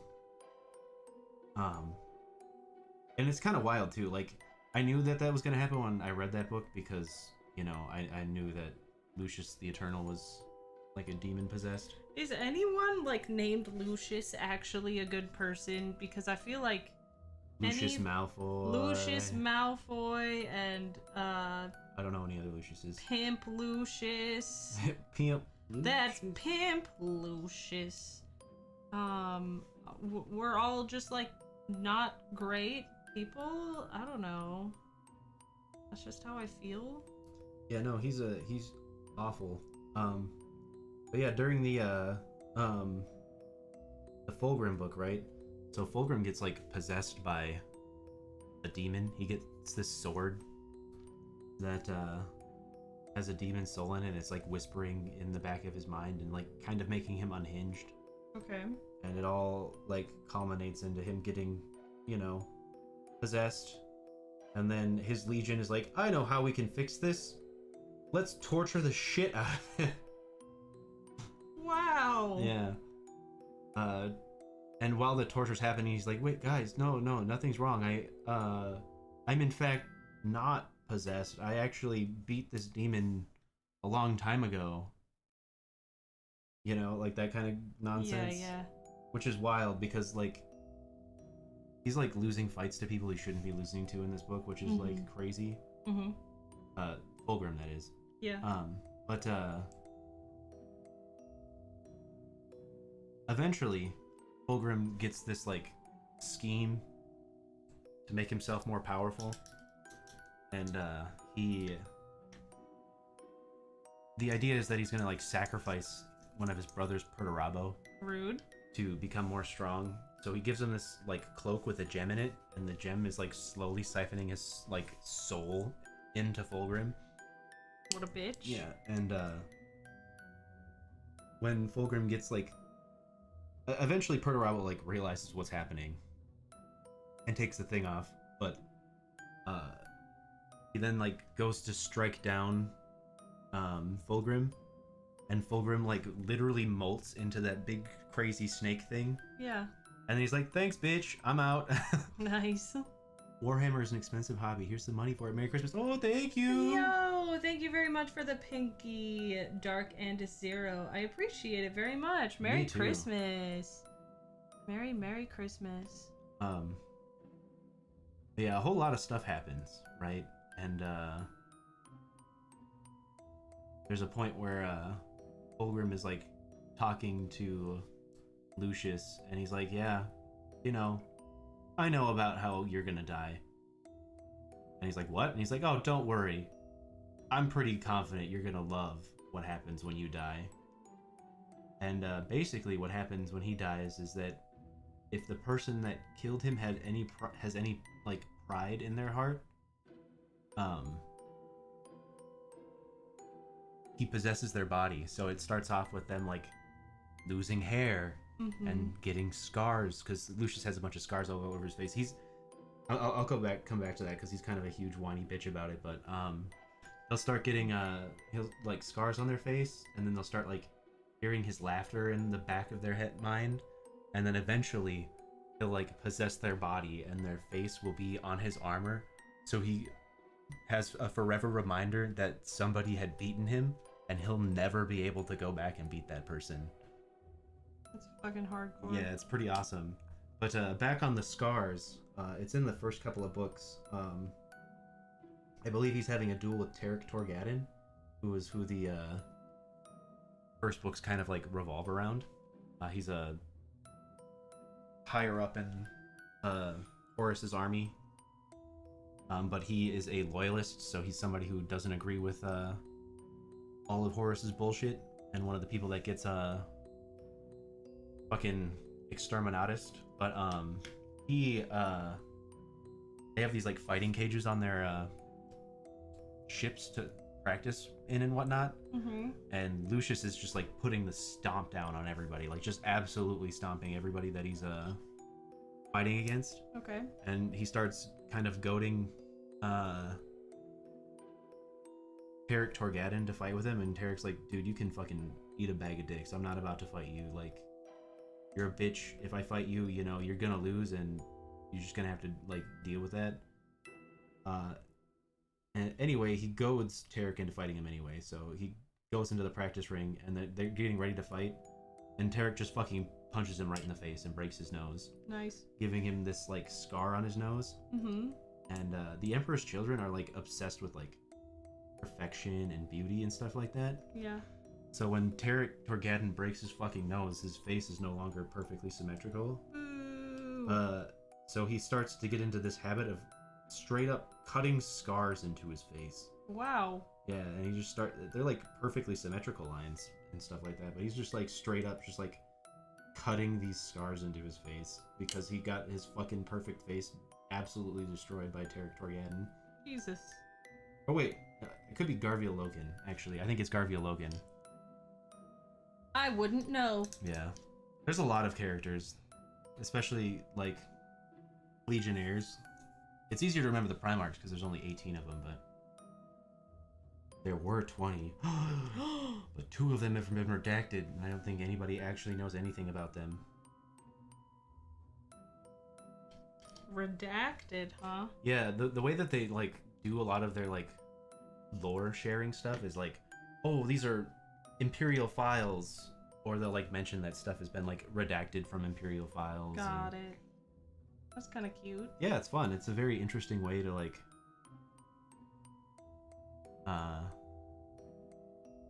get lore out there and keep people engaged, because, you know, people will talk and try to figure out, like, all these mysteries and stuff like that. Mm-hmm. I'm confident they probably go online and be like, hey, this theory's really great. Let's just write it into the story. Let's just, yeah.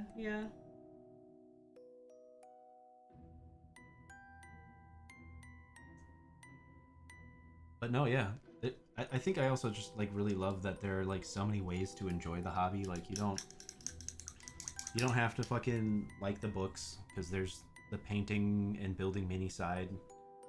You don't have to like the minis, because there's the books. There's also a bunch of video games to consume. Like, there's so many outlets that you can, like, explore to, like, learn more about your favorite characters and all of that jazz. Well, fuck yeah. I am happy that you enjoy this. Yeah. Can you help me make a tan? Because I don't think we really have a tan. Sure. You're trying to make, like, I want to do this, like, skin. a fleshy color? Yeah. Okay. Let's see. Maybe, like, Bugman's Glow with, like, a little bit of, like... Space Marines 2 is also what got me in the hobby.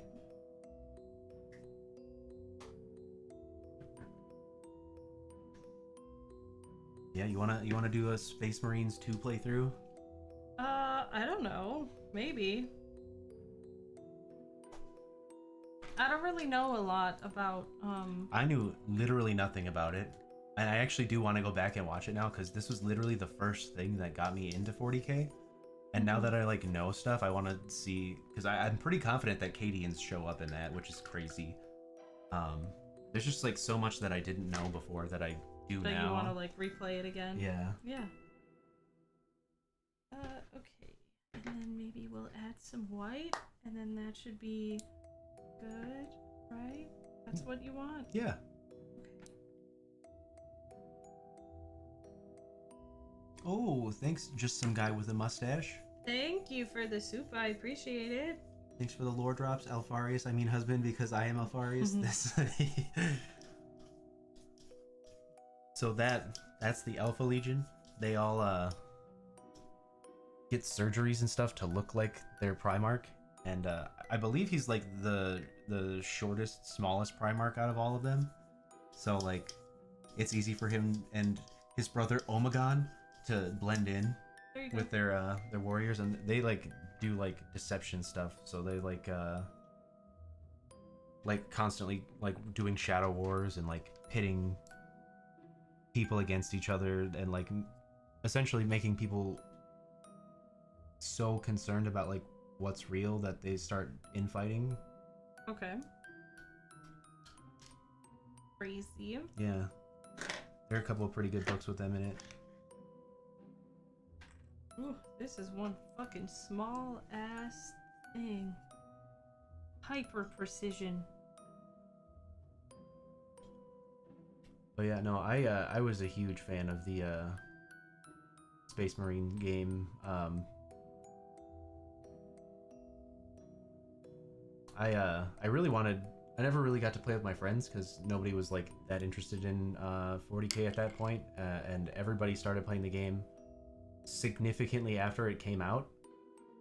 But I really wanted to do this build where I was just walking around with a sniper rifle so that the melee people could benefit off of my kick-ass sniping skills. In the Space Marines too. Space Marines. Yeah.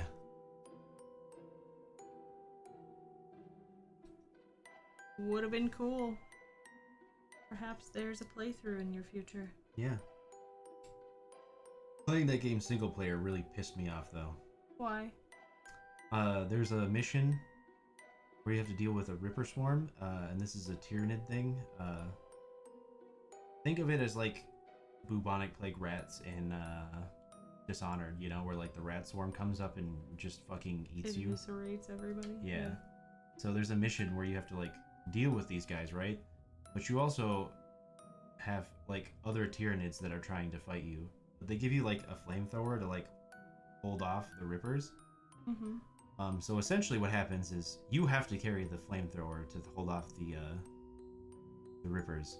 And you rely on the AI of 2 other characters to fight the other Tyranids and like keep you safe, and it's just not great. It's Donald ducking. Yeah, it's so fucking frustrating. That's whack. I was like straight up screaming at the fucking TV, like, what the fuck? Why would you do this to me? At least have better AI if you're gonna make me rely on the AI. So it took me a really long time to get through that mission. Well, maybe we'll do a playthrough. Yeah, I don't know if it's split screen. Well, fuck that. God damn it. I hate that. Yeah, it's wild that games can come out nowadays that can be multiplayer but not split screen.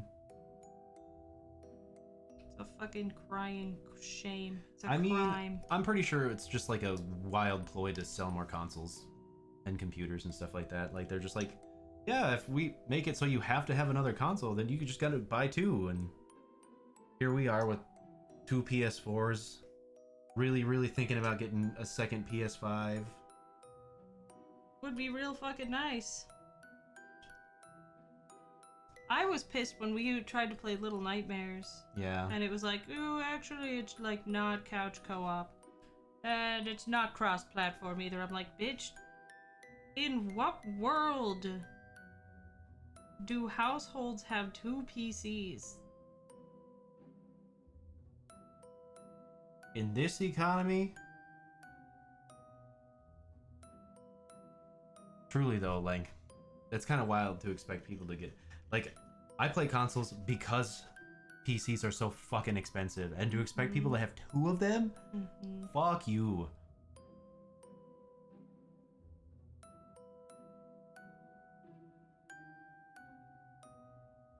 In a content house, they did it. We still have to finish that, though, don't we? What? Little Nightmares 3? Yes, sir.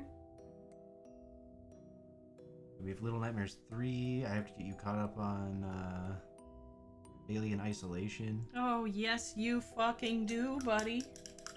That is correct. That is correct.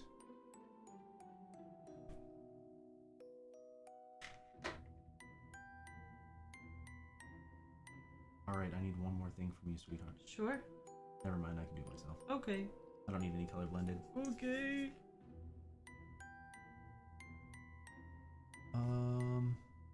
That's got a tiny amount of water in it. That's where we'll go. That's not what I'm looking for. There's the Abaddon Black. This guy, Abaddon, that's the kind of current big bad for Chaos, at least. Oh? Yeah, he was another guy that was in Horus's Legion. Ezekiel Abaddon. And, I guess minor spoilers, so if you're currently reading End of Death, don't listen to me for a minute. But, fucking... Horus, when he makes it to Terra, fights the Emperor. And the Emperor is like the strongest being in the universe. What? Yeah, but Horus gets all like wildly amped up with chaos powers. Because the chaos gods have like several things have happened from like the moment where he got like stabbed, where he like keeps giving bigger portions of his soul to the chaos gods. Sure.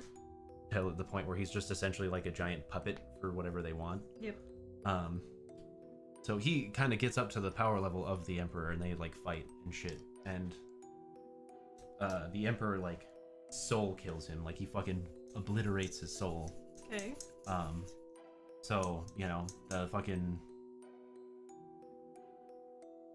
traitor legions all like run away into the warp.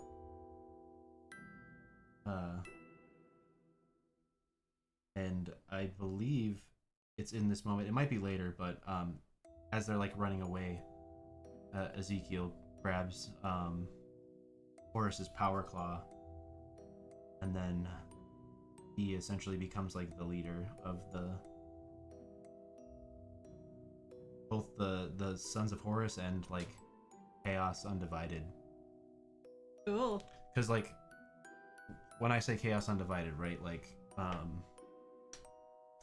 the Thousand Sons are a legion that have fallen specifically to Zeech, the like the god of magic and lies and stuff like that. Okay. And then the World Eaters, those are they've fallen to Khorne, the blood for the blood god, skulls for the skull throne guy. Yep.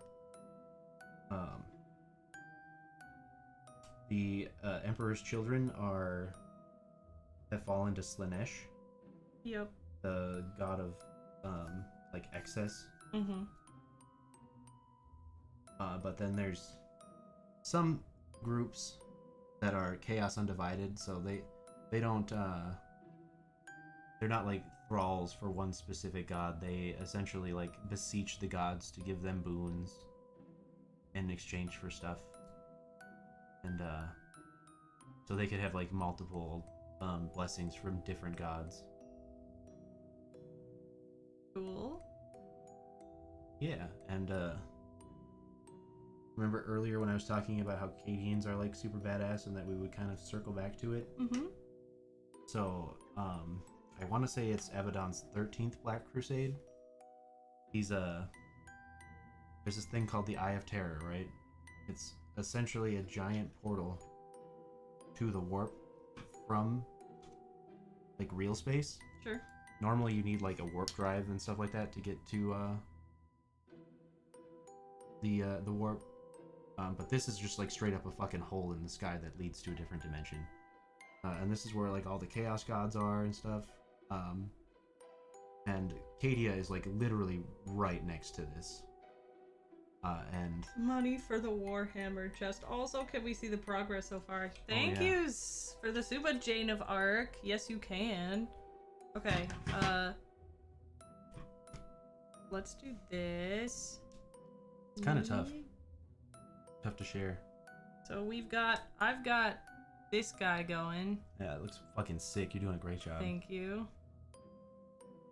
But I feel like he needs some time to like dry. Yeah, they look a lot and better my when they dry. eyes need some fucking time to like not look at that anymore. And this is mine. Ooh, oh, where are we going? There we go. Oh. Damn. Ooh, look at him. So good. So handsome. So handsome. Looks sick as hell. Yeah, I think it's turned out pretty great.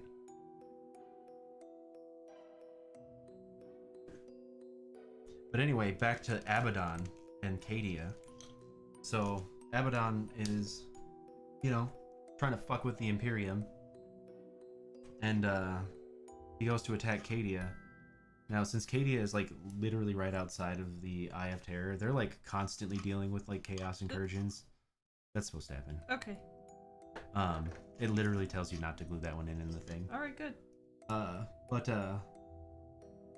They're very used to chaos incursions, so they're like constantly fighting fucking crazy ass demons and shit.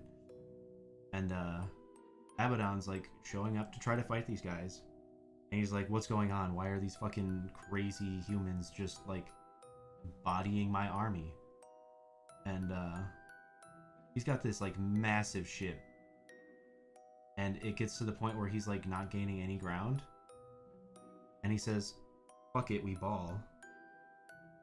And literally drives his fucking ship into their planet to blow up the planet. Disrespectful. Yeah, so you'll see people say the Cadia broke before the Cadians did, because he literally had to blow up their planet to beat them. Mm-hmm.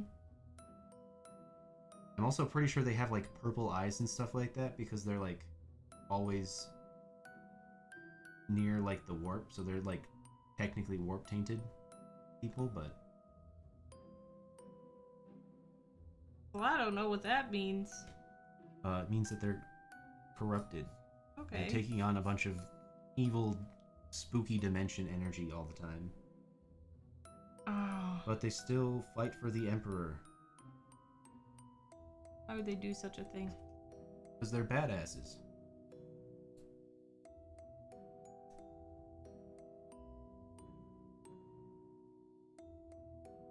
Oh my god, there is so much detail on this. I am overwhelmed.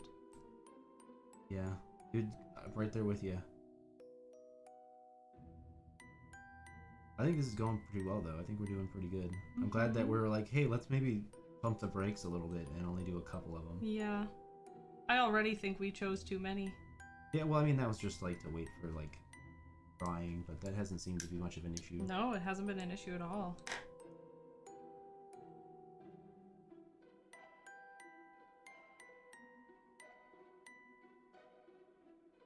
Can I get a little bit of water on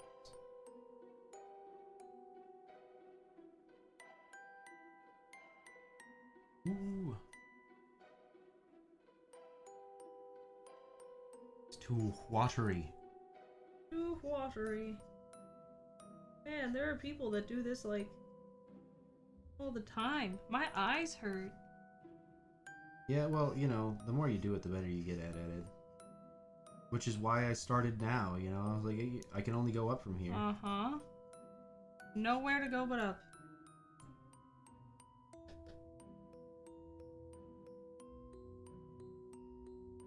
It's been fun getting to do it with you too, because, you know, I don't feel like I'm, like, wasting time when I could be doing other things, you know? Mm-hmm. Like, that's the hardest part of this hobby for me. I play a lot of video games, so I'm like, do I want to devote a bunch of painstaking time to building minis and, like, doing painting and all of that? Or do I want to go kill the same boss in Borderlands 500 times? Yeah, I don't know how you can do shit like that.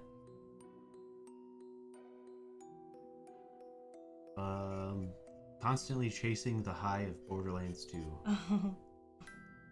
It was a good game. Well, so, like, Borderlands 2 had the best story probably out of any Borderlands games, but it also had the most raid bosses. Mm-hmm. And I've put, like, probably over 1,000 hours into fighting the raid bosses, because it was just fun going in with friends and, like, trying to fight them and, like, do it. Because some of them are, like, really mechanic heavy, like Master Gi, you had to...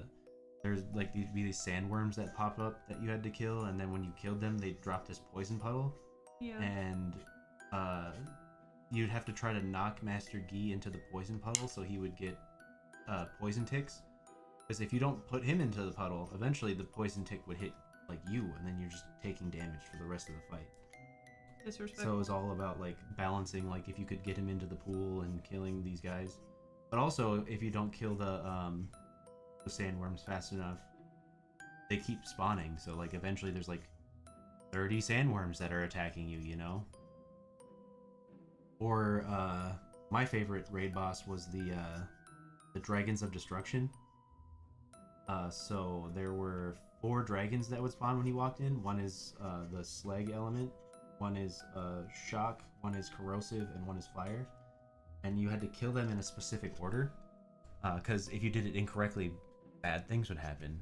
Mm-hmm. So, like, for example, you start out with the shock dragon, because the shock dragon, they would be flying around you, right? Yep. And you shoot one of them to make them come down so you could fight them on the arena. Yep. And every time one of them came down, they would use their ability. The shock dragon's ability was to heal every single dragon. Yeah, no, fuck that. So you kill him first, so he's not healing everybody. Yeah. Then I believe I want to say people killed the corrosive guy next. And his ability would be spawning ads. So, like, a bunch of ads would pop up. Then did kill the fire guy. He just deals a bunch of damage. Like, he's like by far the highest damage output out of all of the dragons. And then finally was the slag guy. And the slag guy's ability was that he'd level up everything that was alive. Like any enemy that was alive. So, yeah, obviously you do him last. Otherwise, you'd be fighting things that were like level 70... Or sorry, 72 was the max when we played. It's 80 now. But I'm pretty sure you could like literally forever scale up the leveling of those creatures. Damn. Yeah. So 2 was really great for like bosses. Like they had some really good. Oh, there's the invincible Pyro Pete. I remember him. Yeah, he would put a dot on everybody, and then you'd have to go and hit this lever that would cause a waterfall to fall on you to like wash off the bleed, but it'd also summon ads, but the ads every time you did it would get stronger. So you have to there was I want to say 2 different levers. So you have to go between leveling up I think it was rats and spider ants. So you would go and fight all the spider ants, and then you'd switch over to the rats, and then back to the spider ants, and back to the rats, and you had to like balance that while you were killing him. That's disrespectful. Yeah, it was really good game design though, and it feels like it's taken them a long time to like figure out that that's what people really liked about 2, because they're like haven't really done anything with mechanics in a lot of the games, and like a lot of the bosses are just like, oh, this guy has a huge fat health bar, and it's like, well, that's not what makes the game fun though, because you could just go make a build where you do 17 trillion damage in one shot, and it's like, oh, okay, well, that's done. There's no strategy. Yeah.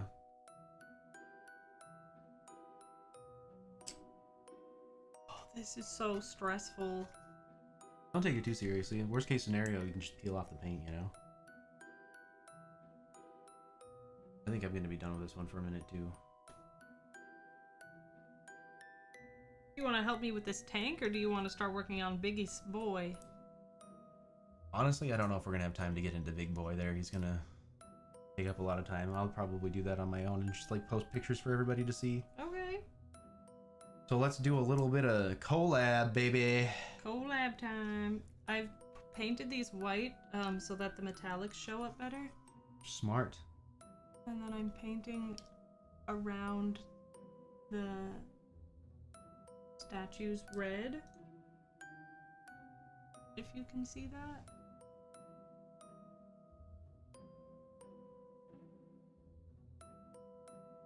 If I chose a faction to be a part of, which would I pick? Probably the orcs, because if I could be an orc, I would have the most fun on the planet. Also, everything else is kind of fucking horrifying. Honestly, same. Like, the orcs are the only ones that seem pretty, like, fucking happy. Yeah, they are. They're probably the happiest race on like in the entire they're just, like, fucking sitting universe. there having a good time. Yeah, all they want is a good fight. Mm-hmm. And, you know, death doesn't even kill them most of the time. He's just like, oh, you guys. Yeah, they have these dudes called the Pain Boys, and they're, like, their doctors. And, they do, like, wild shit, like, you know, a fucking orc would walk over with his head chopped off, and they'd be like, oh my god, is he dead? And they'd be like, no, he's still walking, you see, he's good. And then the headless corpse will just go right back out and start fighting again. And then, like, there's, like, a story with Gazgul Thraka, the guy who I'm being for D&D. Yeah. At one point, he gets his fucking head chopped off. And, one of the fucking medic people finds his head and duct tapes it onto a different body, and then he comes back again. That's fucking tight. Ah. Yes, this is the Castigator. No. In the few games that I've played, this one has shined the most. Out of all of the sisters stuff that I have, them and the Paragon Warsuits go horde. Don't they, like, allow you to, like, move, like, 30 people or something? No, that's what the rhinos were for. So the rhinos. That's yeah, right. yeah. I got that that box that had the these guys in it, And then it came with 2 rhinos, so I could transfer my or transport my Repentia and Arcoflagellants. Flatulence. Yeah, they I was really excited about that. It also came with a Ministorum priest, so I got more characters for my my sisters, because a lot of the sisters have abilities that only work when they're led by a character. Sorry, I'm doing this part as fast as I can, and then we'll switch off. No, you're good. You take your time. You're very talented, and it's fun watching you work. Oh, thanks. I'm not really doing a great job, but thank you. Yeah, the whole sisters army is like super wild, because a lot of the models are like people who have like committed sins against the Imperium, being forced onto the front lines to like deal with shit. Like the Repentia are battle sisters that like committed acts of like cowardice or something like that, something that would be deemed like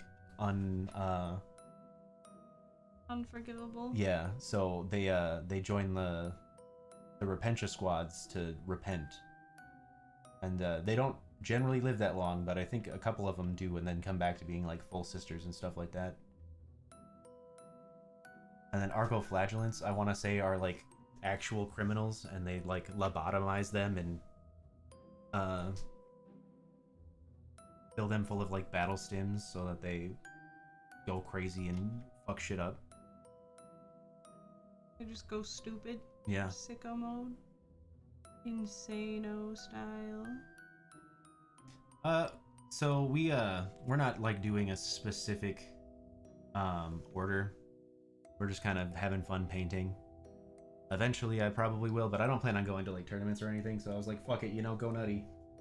If I could do like what I want to do, like if I was the best painter on the planet and I was going to tournaments and stuff, I'd probably paint them as, I want to say it's the Order of the Fallen Rose or something like that. Let me find it. I got the thing here. He's got the thing! But yeah, it's like a white paint scheme and it looks so fucking sick. Where are you?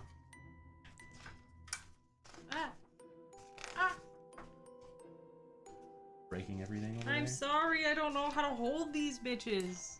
Very, very, very carefully. I'm so careful. I'm Yeah, sorry. Order of the Sacred Rose. I think that shit looks fucking gas. I'm always a huge fan of the, like, full white paint schemes, though. Did you see that, like, the color of the year was white this year? Like, within fashion and No, shit? I didn't. Yeah. Will we have a stream of us both having a battle? That's up to her. I highly doubt it, though. I fucking don't know how to play this game. I don't know if you guys know this about me, but I'm absolutely terrible at tabletop games, and I hate playing them because I'm an extremely competitive person, and I don't like being extremely competitive. So I'd rather just, like, not. Yeah, I feel like this would be extra frustrating for you, too, because it's, like, literally all comes down to, like, obviously battle sense and stuff like that plays into it, but, like, if you're not rolling well, you just fucking lose. That's whack as hell. That's why the sisters are cool, though, because their their army rule is that you get to cheat at a dice game. That's disrespectful. Yeah, they have these things called faith dice, which is a separate pile of dice that you roll. And you roll at the start of each battle round, I want to say. And then there are some characters that let you roll extra ones, and then every time one of your unit dies, you get to roll it too. And you take that number and you put it off to the side, and then you can just decide that you're going to use one of those numbers with your rolls later on. And like you can do, like you could get a bunch of cool sixes off to the side, so you can like do a bunch of damage. Or if you're rolling a bunch of ones on that, there are a bunch of people who get to reroll ones, so you can be like, oh, I'm gonna replace this with a 1, and oh, I guess I have to reroll that 1, you know. So it's like you get more chances at kind of being getting what you need with rolling. It's awesome. Miracle dice, that's what they are.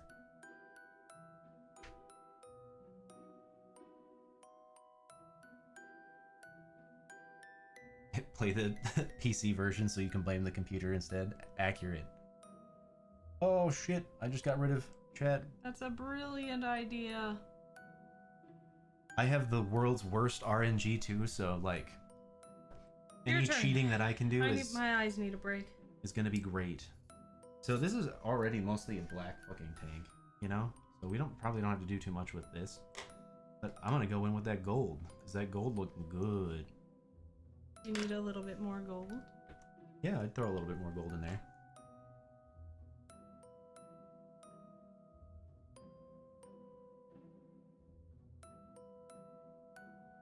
Oh, there you go. That's the strat.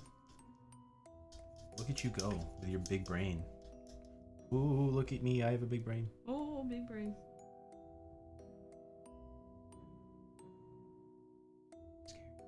Why are you scared? I fucked it up. Ow. I didn't want to. I just wanted to get a nice pass on this, but now I have to come back with black later.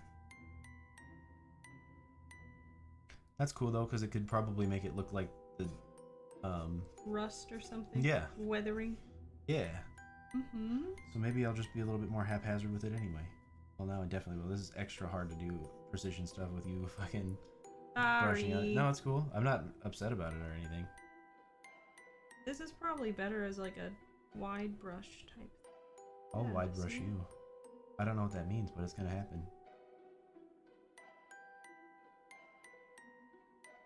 Hard disagrees.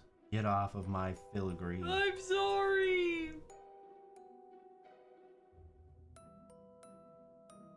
Dude, the Sisters aesthetic is so fucking sick too. It's pretty tight. I was reading the codex and it talks about how they fucking drop into low orbit with their ships and just blast battle hymns while they're fucking shit up. Like, could you imagine being on a planet with heretics and then out of nowhere this fucking ship drops into low orbit and it starts just fucking dumping the craziest fucking like battle hymn at you? Like, that shit would be so good. Oh, you got a Zekinator with a fucking re-up in the... Currently at work, just finished 14-hour shift. Got 10 days Ugh. of work. I'll get husband more 40k if I get magic from him. You can get the didn't I do that for like one of the first things? I think so. He's done magic before. Yeah, it's already on the internet. You've gotten me once. And everybody else is buying me the 40k stuff, not me, so you can't trick me. Zeke is very well-meaning. Yeah, I know. It exists on the internet, so that's all you get. I wonder where. I don't quite remember you doing it. I want to say it was either during the like question and answer thing, like from the very beginning. Way back in February. Yeah. It's crazy that you're still not even at a year. It's more basically there. Right, but you still aren't, which is wild. That is absolutely insane. Crazy, like 40k people in under a year, that's like, and like no like outside like previous experience or like being a part of like a corporation or anything, you know? So like this is just like raw you getting 40,000 people. You're silly. I think that I'm really happy that I was able to get like 10,000 on my own, like of my own volition through hard work this year. I think I shot up too fast and it made me... That person out there did not agree, and they're like, you shut up. It made me feel like I didn't earn it, but now I feel like I earned it. You're so good though. Thank you. I appreciate it. Yeah, when I was out with friends the other day, they brought up the oh, I wonder what world he got isekai'd into joke that you made. Mm-hmm. Hands down one of the funniest things. I like that. Straight up fucking took me out of the game I was playing. I should find that. We should clip it. Yeah, it was so funny. I'm pretty sure it's just the beginning of RE2. Like, well, maybe even like an opening credit scene for it or something like that.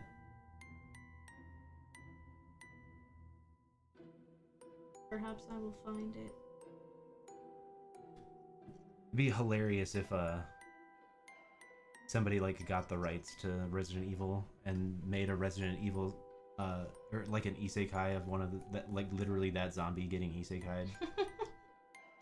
That'd be fucking funny. And then you'd be like, oh, that person watches me on YouTube. Because That'd there's no be way weird. that's That'd be like an wild. original thought. Yeah. I can't be the first. Get cherished, dork. Thank you. I feel very cherished, I do. I do too.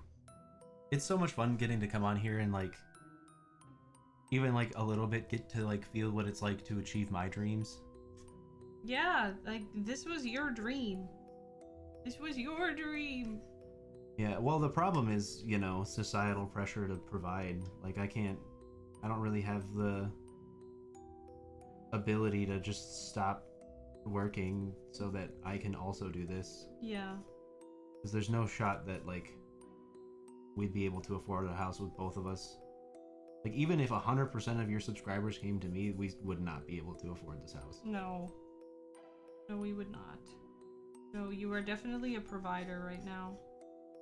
But it's cool because at some point you'll be the breadwinner. You And then put a lot of your hope into me. I think you could absolutely go the distance. You are so great and fun to watch. I genuinely enjoy watching your stuff, so. Well, you like me, so. I mean, so does everybody else. You have a crush on me, dude. I did put a ring on it. You put a ring on it, dude. But that's because you're so cool. I could cough into the microphone and he'd be like, "Oh my god!" Thanks for the super murder. Oh my god, Murda, Jesus. Thank you for the super. You've earned all of this. I thank you for that. I have to get better at taking compliments, I think. That's always been a struggle, but thank you. I appreciate it. I do feel like we're kind of like conditioned to feel like when you're getting complimented, like somebody kind of wants something, or like it's not as like actually genuine as it is, which is sad. Well, that's that, and then there's some people who are like if you take the compliment and you'd be like, "Oh, thank you, I know." They'll be like, "Wow, you're conceited." You're conceited. Yeah. And so there's like I'm still trying to figure out a graceful way to take compliments and also make it sound like I believe you. Ooh, I have an idea, by the way. Okay. Okay, here's what we're gonna do. We're gonna take some of this yellow. Okay. And we're gonna take some of this red. Okay. Heard. And then, oh, I see what you're doing. That's cool. I like it. Thank you. Look at her go. She's cooking with fire in the Cooking. braziers. She's cooking. I'm cooking. Chat, she's Question cooking. mark? She literally cooked earlier several times today. Oh my god, and I have to cook after this too. Do you have to cook after this? Yes. We have potatoes. Oh yeah, that's right. I love We have potatoes. I potatoes cannot in wait the to put those in my microwave. body. By whatever means necessary. I have parboiled potatoes waiting downstairs that I boiled in curry powder and salt. And I have like this simmer sauce that I'm gonna put them in before putting them in the whatchamacallit. That shit was pretty fucking gas though, that simmer sauce. Yo, there's this new simmer sauce at Costco that's so fucking good. I don't know if it's new. I don't either, but I've never seen it before. 1 and 2. That's why samples are effective. Free samples, man. They got me. I've never bought something from a free sample, and then I tried that, and I was like, Jesus Put it in the Christ. bag. I was like, where is that? Literally right here. So fucking good. I wonder if those people get like kickbacks when they actually like effectively like sell something. I have Norchlor. Alright, just getting the details that I've gotten. Yeah, you're good. You're really good. You're like so fucking talented. Oh my god, thank you so much. Does this one do it too? What? Do what? No? Okay. Do what? I want to show you. I want to go grab my rhino that I built. Okay. I'll continue in on this action. Oh my god, I didn't even feel it. Don't tell him. Don't tell him. Don't tell him. So this is the Rhino. It's like a smaller oh, okay. tank. Alright, yeah. Here's the Rhino, chat. Look at it. Ooh. Ooh, the Rhino. There's some more detail I still have to put on it, but Lilith finished streaming too early, so I couldn't do it. Sorry. But check this out. Yo, Oh. there's an inside. Yeah, that's where all the guys hide. That's well, I guess these amazing. are ladies, but Yeah. Jeez, sexist.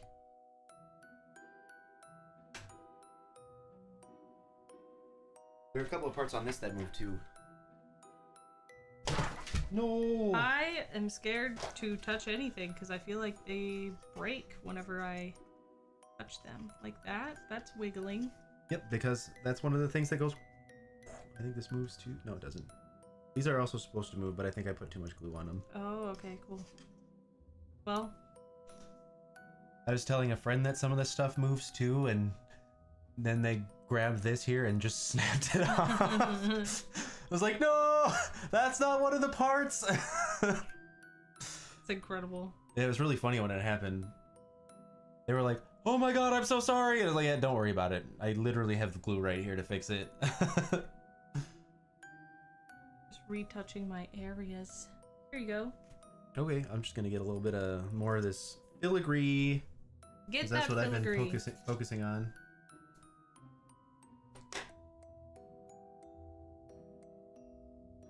Yeah, dude, building this stuff can be so stressful too when you have like weapon options. Like when I first started doing my army building stuff, I got stun locked for quite some time. It's actually my first models I started building around when Expedition 33 came out. So I was I had taken a week off during that, and I was splitting all of my time up between building all of the 40k stuff that I already had, which was, you know, a Sisters Combat Patrol, a Necron Combat Patrol, and then I think that was actually it, but that was a lot. And I was, like I said, I was splitting my time up between playing Expedition 33 and building all my minis. I mean, that sounds like a great way to spend your time, though. Yeah, one of the best weeks of my life, except for the fact that you weren't here. Wow. I literally just said except for that fact. I know what you meant. No, you were like raving about that game. Yeah, it's great. I've also always loved turn-based though, so I'm not a part of the, I guess, weird majority that don't like turn-based games. I mean, I get it sometimes, like people don't want to wait their turn, you know? Well, the thing that surprises me about like the internet not liking turn-based games is like it is the best type of game to play if you're like not good at like focusing on one thing at a time. Like if you're the type of person that like likes to have a video playing in the background while you're playing a game or something like that, you could literally just play a turn-based game, do your turn, and then check out for a minute and do whatever else you're doing, and then come back and look at the fucking turn-based game. Like, it's just so weird to me. It feels like people want like latch onto something that they want to hate without like actually giving it a try. That could be, yeah. I really want to try out the fucking Octopath Traveler 0. The what? It's I want to say a JRPG style game. I played a different Octopath Traveler game before that. I don't remember which one it was, but they're so good. I really enjoyed the first one that I played, so Hell I yeah. assume 0 is probably going to be just as good. I made a... Sorry if everybody can hear all of that vibrating. My group chat is popping off right now. Group chat's always popping off. You're so popular, so cool. No, we ran into an issue with the fucking Baldur's Gate 3 where our unmodded fucking honor mode playthrough got corrupted. And That's important because honor mode only allows you to have one save file, so you can't like go back and reload a different. Reload. Yeah, so we essentially lost like 12 hours worth of work because we were. Okay, that's exaggerating. It was a lot of work though because we were right at the end of Act 1. We were about to do the creche, and then oh, Bravely Default. That's the game that I played, not Octopath Traveler. You're right. I have played that. But yeah, no, so Larry and pissing us off. So our unmodded game got corrupted, and we were all crying, and we coped with that by just picking up Divinity 2 since Divinity 3 is coming out. But while all of that was happening, the person who had the save file was like searching the entire internet for potential fixes, and they found one. They found a fix. I don't know what they did to fix it, so sorry if anybody's having this problem. I can't give you information because I know all of the Reddit shit we found was just not helping at all. But we finally got our save back, and now I'm assuming that that's what the group chat's talking about, is getting back into the thing. We lost a bunch of progress though. We have to go back and do the entire Underdark, but that's better than starting from the beginning. That sucks. I fucking hate having to redo shit. Yeah. As I'm sure people know, because I had to stop playing fucking Alien Isolation for that very reason. I mean, this is my 4th playthrough of it, so it's not like I have a problem with redoing stuff. This is my first time ever doing a honor mode, but...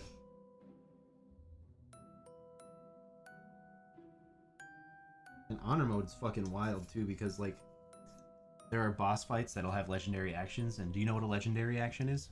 No.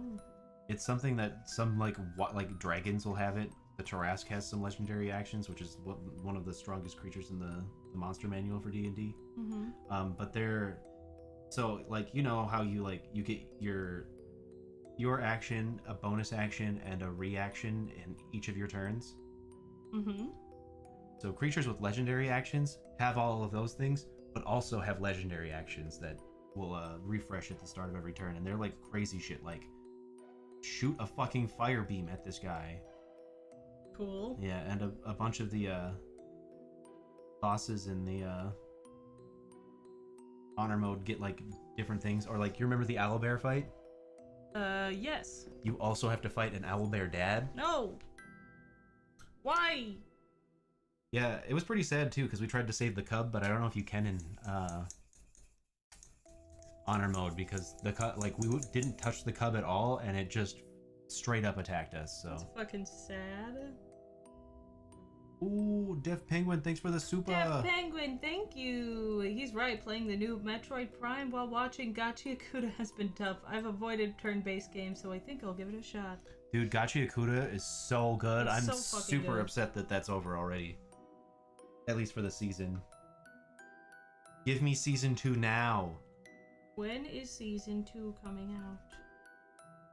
Oh, I like that. I like that one a lot. Yeah, I also love that the lady who wrote it also worked on Fire Force? well, close, Soul Eater. Soul Eater? Maybe Fire Force. Maybe she did work on Fire Force, but it's the same people, and Fire Force and Soul Eater are like my favorite. Run Plays, thank you very much for the super. I appreciate it. Here's 40,000 mils, 10th of a cent. Hell yeah, in honor of 40k. Thank you. I appreciate it. Me too. I am so hyped that we're finally getting to do the 40k at 40k special. Me too. It's been a long time coming. How long have we been talking about this? Probably almost a year. In the beginning. Yeah, because no, like you said, you hit that 30k pretty quickly, and I was like, are we gonna get 40k really quickly too? Because I'd love to do some 40k stuff. I'm glad it took longer though, because now I'm like... I had to earn it! Yeah, you did it. Yes. It's been over 10 months. Ugh. Sorry to keep you waiting, Delrun. But we're here now. We're here 40k'ing. We're here 40k'ing and KD4ing. And thank God we're not in the 40k universe, because nothing is good there. Nothing.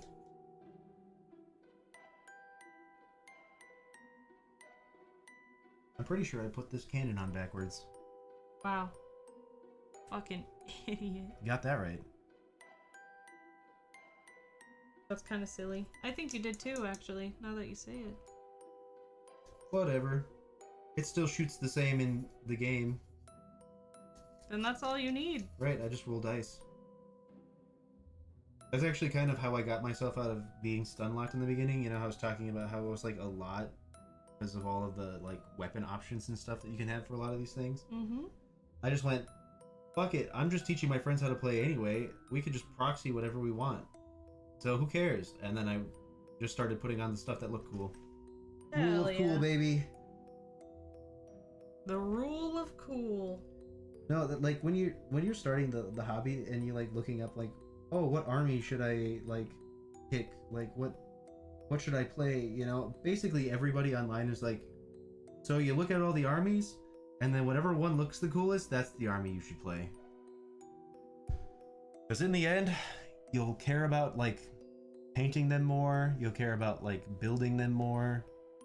So it's like a lot more fun to like do. Yeah. And you know, I took that personally. And now I got battle nuns, and they're fucking amazing. Fuck yeah, brother. Hell yeah, brother. Hell yeah. I'm excited to get out of the Horus Heresy, though, because I do want to read about more of the Sisters Lord. I know, like, all the basic stuff about, like, Goj Vandir and all of that, but not too terribly much about their lore. It's probably one of, like, the biggest empty spaces for my lore knowledge in the 40k universe right now. Which is interesting because I like them so much. Yeah. It's because I'm really trying to get through the Horus Heresy, and I don't want to like jump outside of it. Yeah, if I jump outside of it, I'll never get back to it. Yeah. You ever think that the 40k series will end when they've told 40,000 stories? Yeah, but I feel like they're pretty far away from that.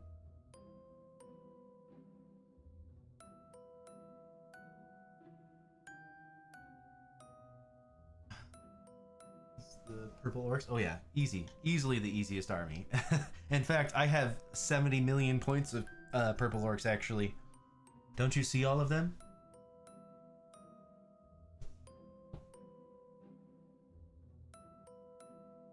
This has been great. Yeah, this has been really nice. It's been nice to just kind of sit down and breathe for a minute. I don't know what else to do on this castigator, so I think I'm going to follow your lead and go back to the original guy. Just touching him up. And I realized I hadn't added any flames. Hot rod flames. Hot rod flames! Check it out, though. Look at this. Dude, that looks sick as hell. You fucking did that. And it looks cool as hell. We have blue. I want to give this guy blue jeans. Blue's right there. Blue! You're giving him fucking blue jeans, Yeah, I'm gonna brother? give him some jorts. Good God. Golly gee. The Googleplex points of purple orcs. Goddamn right. Oh, jeez. I'm too strong. Too strong for your own good. I wonder what would happen if I didn't water this down. It would be grainy, believe me. Did you not water some down earlier? Yeah. I was just wondering what would happen. Well, wouldn't jeans look better if they were like slightly grainy anyway? I guess, but it's not, that's not quite what I mean. Like it's gonna clump like mascara. Oh. Yeah. That means so much to me. It's gonna get clumpy, is all I'm saying. It's gonna be too textured. So the color's not gonna be very even. Well, good thing none of the color I've done so far has been very even.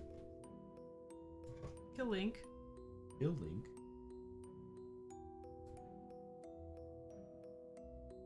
Which one is silver? Is it this one? Yes.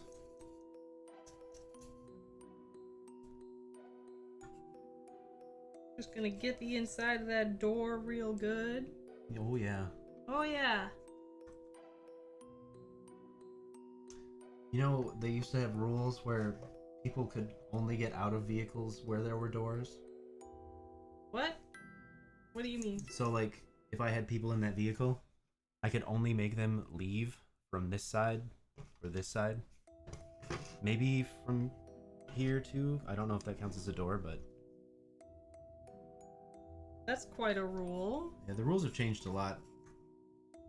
They're on 10th edition, and every time they put out an edition, they've changed the rules. And there were some 0.5 editions, so...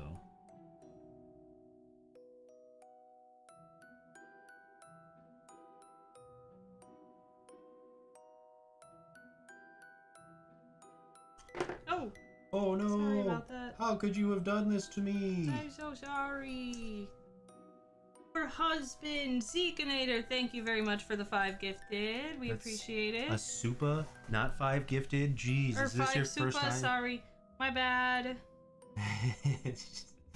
I'm sorry, I'm getting sleepy and I'm getting hungry. Yeah. Well, we have been doing this for several hours. Have we? Yeah, dude, it's almost 7 o'clock already. Oh my goodness. Really glad that we didn't get super overambitious and be like, here's all of my army. Yeah, for real. Another Supa from Zekinator. Supa, thank you. You were like the sun. No, you have to read this. This is a Zeke poem. You gotta read it. And thanks for the 5 gifted, Thank Delron. you very much Let's get for back to this this. pinky. Thank you. Okay. We're gonna Alright. read. All right. We're gonna read. I'm Get grabbing real my phone. close to this microphone. Okay. Here, let me bring it down a little bit. Here we go. You were like the sun who brought light into my cold, dark, and lifeless night. You made me realize that no matter what I do, your light brightens me. Your radiance brings me joy.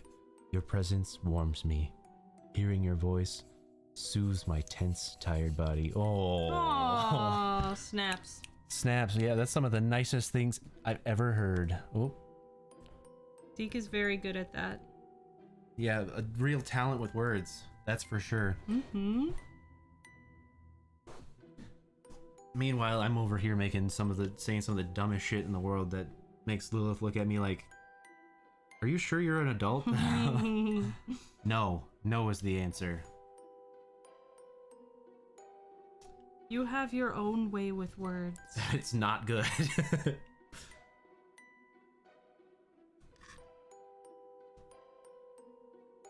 Like when that stinky shit was popular. Oh my god. I loved that. That was my time right there. That was it. That was it.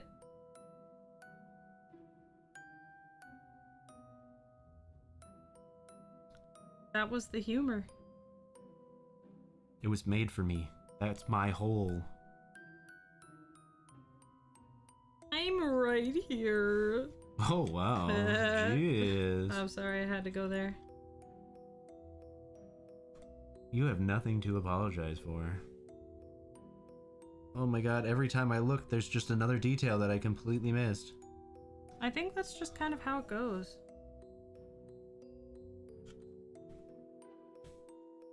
I'm just trying to like find some details that I can like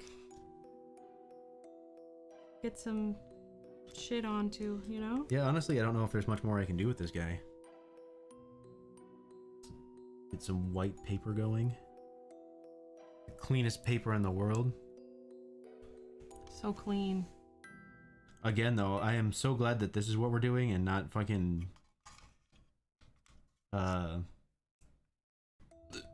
Thousand Suns. Yeah, me too, dude. I'm not fucking doing that shit.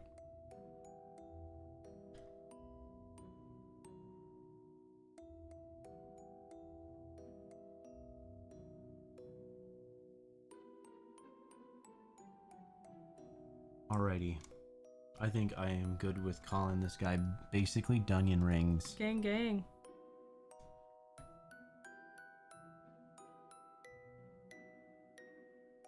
I'll probably touch it up with a little bit more detail later when my brain's not so fried, but Jesus. Yeah, I think that's the one thing I wasn't really expecting from this, is that it kind of takes a lot of like, I don't know, mental... I bet if we actually watched some like painting tutorials, this wouldn't be nearly as difficult. I think coming into it raw with like literally no... I always come into it raw. Got Hell him. yeah. Got him. And that's why you put a ring on it. Hell yeah. But yeah, no, I think coming into it without like any like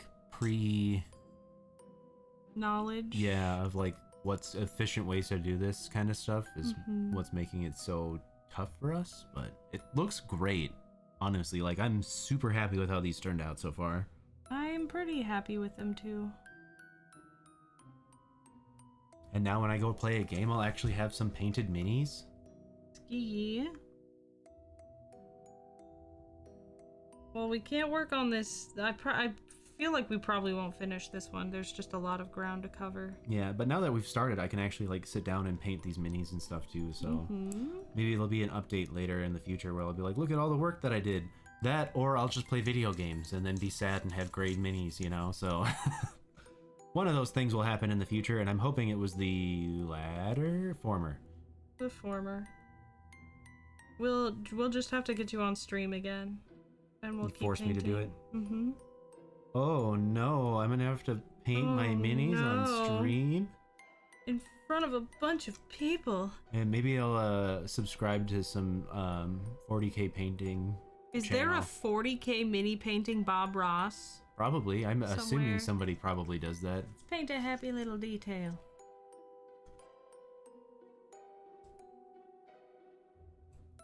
Paint a happy little...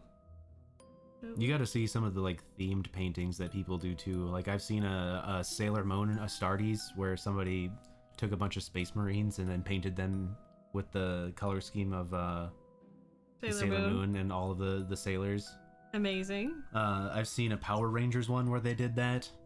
That's pretty sick too. Except I think it was Eldari that they did that for. I've seen like a bunch of girly pop stuff. There's a ton of girly pop. It seems like a lot of the lady painters like to do Tyranids. Sick. So there's a bunch of lady pop Tyranids all over the place that are really good. Or girly Lady pop? Girly pop. I'm sorry, I'm What is mixing up girly words. pop though? Just like pink? Oh, just like yeah, like pink and bubbly and like purples and stuff like that. Like Okay. I'll show you some of this when we're done. Sure. What does it mean to be girly pop? Coppermine, thanks for the super. Thank you, So Coppermine. glad I managed to catch a stream. I'm usually fast asleep at this time. You two are absolutely adorable in the best way possible. Rocha Weihnachten from Germany. Thank you. Ooh. It's good to see you. Thank you, thank you. What? A guy on Reddit doing 40k minis as Toy Story characters. That's awesome. Yeah, that's awesome. Dude, like there are so many talented people. It's probably my favorite part about the internet is just getting to see everybody like showcase their talent and stuff. How's that look? That looks so good though, like straight up, this is fucking gas, dude. You're so talented. You're so talented. You're breathtaking. Okay, so we've got this side, which I'm probably still gonna paint all of these white parts gold. They do look pretty fucking great with the white on red too though. Yeah, they do. Should I just leave them like that? I mean, you could. I think they would look great like that. I was gonna paint this part, this like big, large part white. Oh, okay, yeah. So that'd be I like that. gold, red on gold on white. You know what I'm saying? Yeah, that sounds great. Yeah. It's giving church. It's giving forgiven for your sins. Did I tell you about one of my other favorite minis in the Sisters that I don't have yet? I don't know. So it's called the Exorcist. It's another one of the tanks. Okay. And it's a giant pipe organ tank where the pipe organs are also missile launchers. Fabulous. Yeah, let's see if I can find it in my my codex here so you can see it. Because it's great.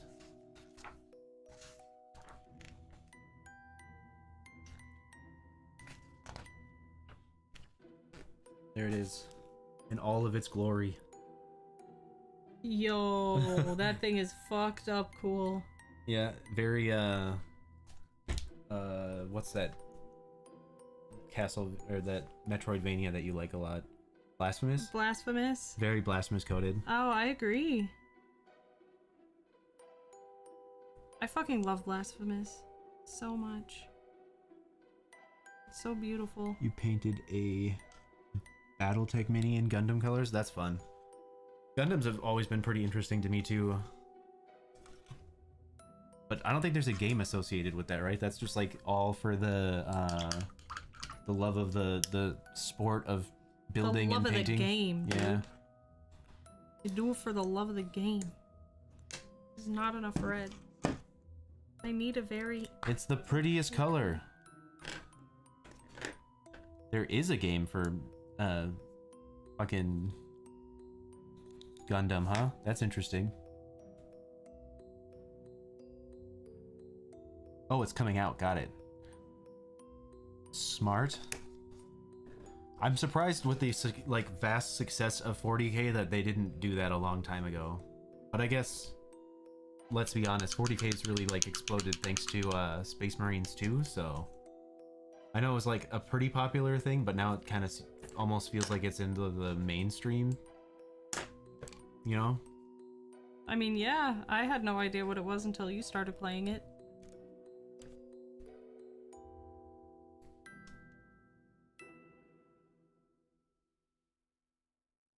That's what I fucking wanted, dude. Hell yeah. Hell yeah. Maybe we can get some like closer up pictures of these minis and throw them in the Discord for all the membies to see. 100%. That is 100% happening. Can you hold that for me for a moment? Thank you. You know, what I will say about these minis is these have turned out significantly better than a lot of people's first mini. Like, I've seen some people post their minis and like being really upset at the hobby because they're like, why does it look like this? You know? So I think we're doing really well. I think we did great, especially for our first time. Did you show them your first mini? You did, right? At the beginning. Yeah. Where's mine? I can go grab it. Because it's also on my mini shelf. You have my first mini on your mini shelf? Of course I do. Aw. We painted our first minis, and the one that I did was, I didn't really know like what it was, but I picked it because it looked really cool. She was hanging out with her father. What? Oh. So this is the first mini that she's ever painted. Also incredible work. I was like really inspired by like, I think it's a D&D mini. But it's a... And it was sitting right next to this guy. Bum bum. Bum bum. Shuntun. Undone. Undone. Shundun. Oh, that's not.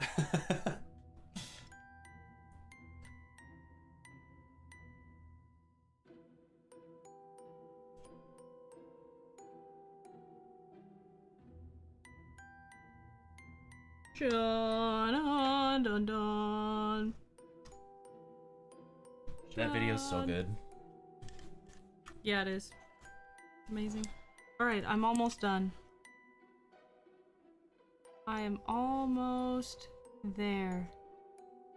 Yeah, I think once you finish that, unfortunately, I think I'm ready to tap out. I'm kind of artsied out, you know what I'm saying? Yeah, you did a lot of new things today, you know? You did a lot of things that were outside of your comfort zone. Yeah, I think this turned out great, though. I'm so happy with it. I think it's really nice. I think it's really, really nice. Yeah, I think I need to come over and, like, retouch up the base.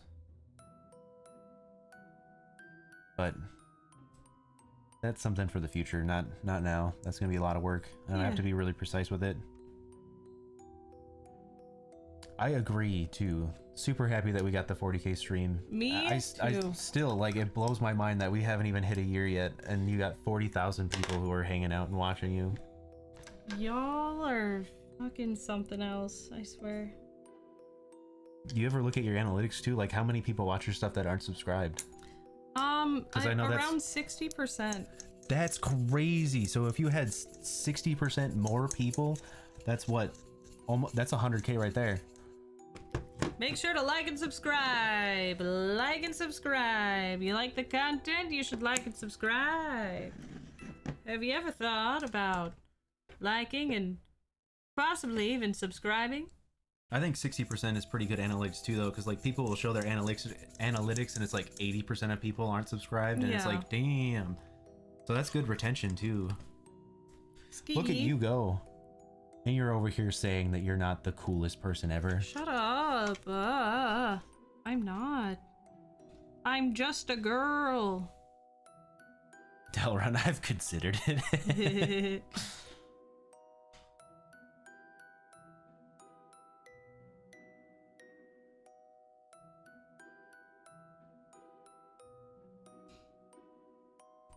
Okay. Okay. Okay. How's that look? It looks so good. It definitely doesn't look like the McDonald's logo. No. The golden arches, that's so funny. 100%. Nobody said that.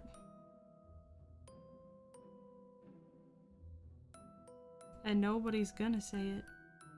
Because it definitely doesn't look like that. I don't know what you're talking about. Good morning. The painting is going good. Unfortunately, it's kind of starting to peter out here a little bit. We're a little painted out. Yeah, we're gonna show. I can show you what we got so far, though. Yeah. We got. Here, give me 1 second. I'll give you this thing. The magnifying glass, the sick ass magnifying glass I got for my birthday. Oh. Actually, this was a Christmas gift, wasn't it? No, I think this was for your birthday, was it not? No, this was part of the. So my sister saw that we were about to hit 40K, and she's like, "Hey, so every gift that I got you for Christmas is 40K related. So I'm just gonna give you all of the things now since you're about to hit your 40K goal." And she got me this sick ass magnifying glass that we've been using. Go ahead. She got me a really nice army transporter too, so that'll be fucking dope. Okay. Where are we at? We're on the corner here. Okay, so this is my little guy here that I did first. Let's see if we can get a good shot of it in here. Oh, jeez. Yeah, with that nice glare on there so you can barely see it. Here, if you sit right here, you can see on the screen. But you're left-handed, so we're gonna be bumping in elbows. Okay. Yeah, here's my little guy. So far, so good. I'll probably touch up the base coat a little bit. Oh, Zeke, thanks for the super. 1 for Lilith, 1 out of... Ooh, Lilith, you got some stuff to read here from Zeke. Zeke, thank you very much for the pinky. Thank you, thank you. Okay, this one's for me. 1 out of 2. If I could catch a rainbow, I'd do so just for you, so you could share its beauty on the days you're feeling blue. If I could take your troubles, I'd throw them in the sea. But all these things I'm finding are impossible for me, 'cause I can't buy an island nor catch a rainbow fair. So I'll just do what I do best, be someone who's always there. And we appreciate... That's what we appreciate about you, Zeke. Zeke, thank you very much for the supas and the pinkies. It's basically an akasupa at this point. We're like fucking 3 of them. Thank you very, very much. We appreciate that during this holiday season, the end of the year. Holiday sneezing. Make sure that you're saving some of that for yourself so you can treat yourself, okay? Make sure. Did you show them this one? No, I also haven't shown them yours yet. Oh, okay. Because Zeke had to give that I beautiful I see. poem for you. I see. Thank you. Thank you. So we've got this boy. Ooh, can you even see that? Yeah, dude, that's what I'm saying. It's tough. How about that? That looks a lot better. Okay. This is a sarcophagus attached to a mech. The penitent engine. A penitent engine. He's very penitent. Ooh. Yeah, penitent engine and mortifier.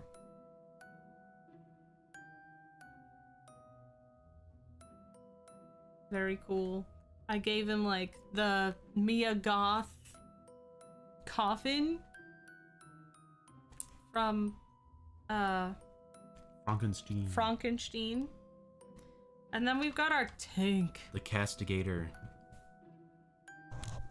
I love this thing. It goes so hard in the tabletop. At least from when I've played. Good, they can't see all of the crazy sex stuff in that room. Okay. Gotta make sure there's no free feet pics. No feet here. You don't get the feet. Did I do it? Yes. Are we back to... Are we good? Yeah, we should be fine right there, actually. Yeah, it's a lot closer, actually. That's fucking nice. So... this is... the tank.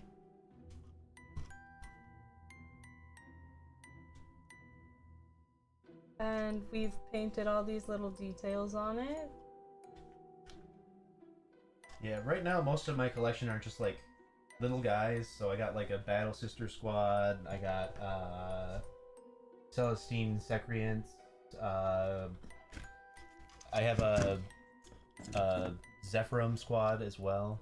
And then I just got these guys because the original 1,000 points that I had felt a little squishy, so I wanted some bigger, easier, or like harder to take down guys, as well as some transports. Ouch, you dropped us. Thanks for the super. Thank you for the super, Ryan Van Ager. And then there's this guy. Look at him all like locked up there. With his nice jorts. He's got fucking jeans, dude. They still have jeans in the 40k in the year 40,000. He's barefooted down there, dude. Yeah, his grippers are out and everything. His grippers are out in the wind. My goodness. Yeah, I think it turned out pretty good. Mm-hmm. Well, this works a lot better for showing them off, huh? Yeah, definitely. That's why I had to do it again. Well, thank you very, very much, everybody, for coming out. I think we'll have to stop there for the evening. We have to make dinner and wash everything. My hands are so gross. But thank you for waiting. Thank you for your patience for this stream. And making the 40k possible. And making the 40k stream possible. We could not have done it without you, okay? This is all because of you. But we are very happy to spend time and like share our hobbies, and I know husband's been super excited for this one. We got him yapping longer than I think he's ever yapped before, which is beautiful and amazing. And I found my voice. Fantastic. Yeah, he found his voice. He's so beautiful. Will there be a part 2? Husband, would you like to do a part 2? I would love to. Yeah, we could definitely circle back onto this. Yeah, I think that we'll do more of these in the future. Yeah, 100%. And hopefully I don't almost go blind the day before. Yeah, truly. Well, thank you everybody so much for coming out. I think we will call it there, but we'll see you guys tomorrow. We have something very fun planned. I'm going to be, pudding cook-off. We're gonna be watching The Grinch, the 2000 version live action with Jim Carrey, Grinch. And I will be drinking the eggnog that I made, and probably getting a little drunk. Little litty spaditty. Just a little litty. But yeah, it's gonna be a lot of fun, and then it'll be Christmas. So I hope you'll just spend just a crummy of Christmas Eve with me, while I embarrass myself on the internet just a little bit. I'll make sure she just puts just 2 shots of tequila. Just 2 small shots of tequila in my eggnog. It'll be Christmas Day for me. I'll be here. Oh, Alexa! Yay! Thank you! Will Cryptic Lilith come out? She just might. I don't know. I don't know what's gonna happen. Merry Christmas to those who are already in Christmas, Morkler. I see you, I see you. Merry Christmas, everybody. And I'll see you tomorrow. Until then, I hope that you stay hydrated, moisturized, and in your lane. And husband, will you say the last part for me? Good night. Sleep tight. And don't look under your bed tonight. Ooh.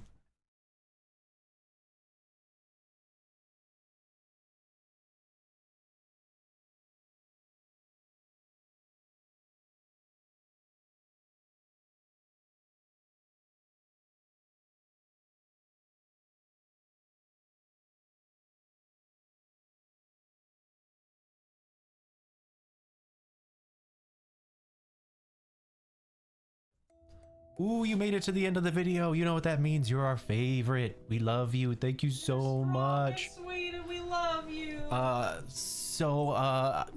curious, anybody who knows anything about 40K, what's your favorite faction, you know? Also, you know, if you don't know anything about 40K, what was your favorite bit of lore that I shared today? Yeah, that's a good one. Hey, thank you. All right, everybody, we love you. Bye. Bye. Bye, everyone.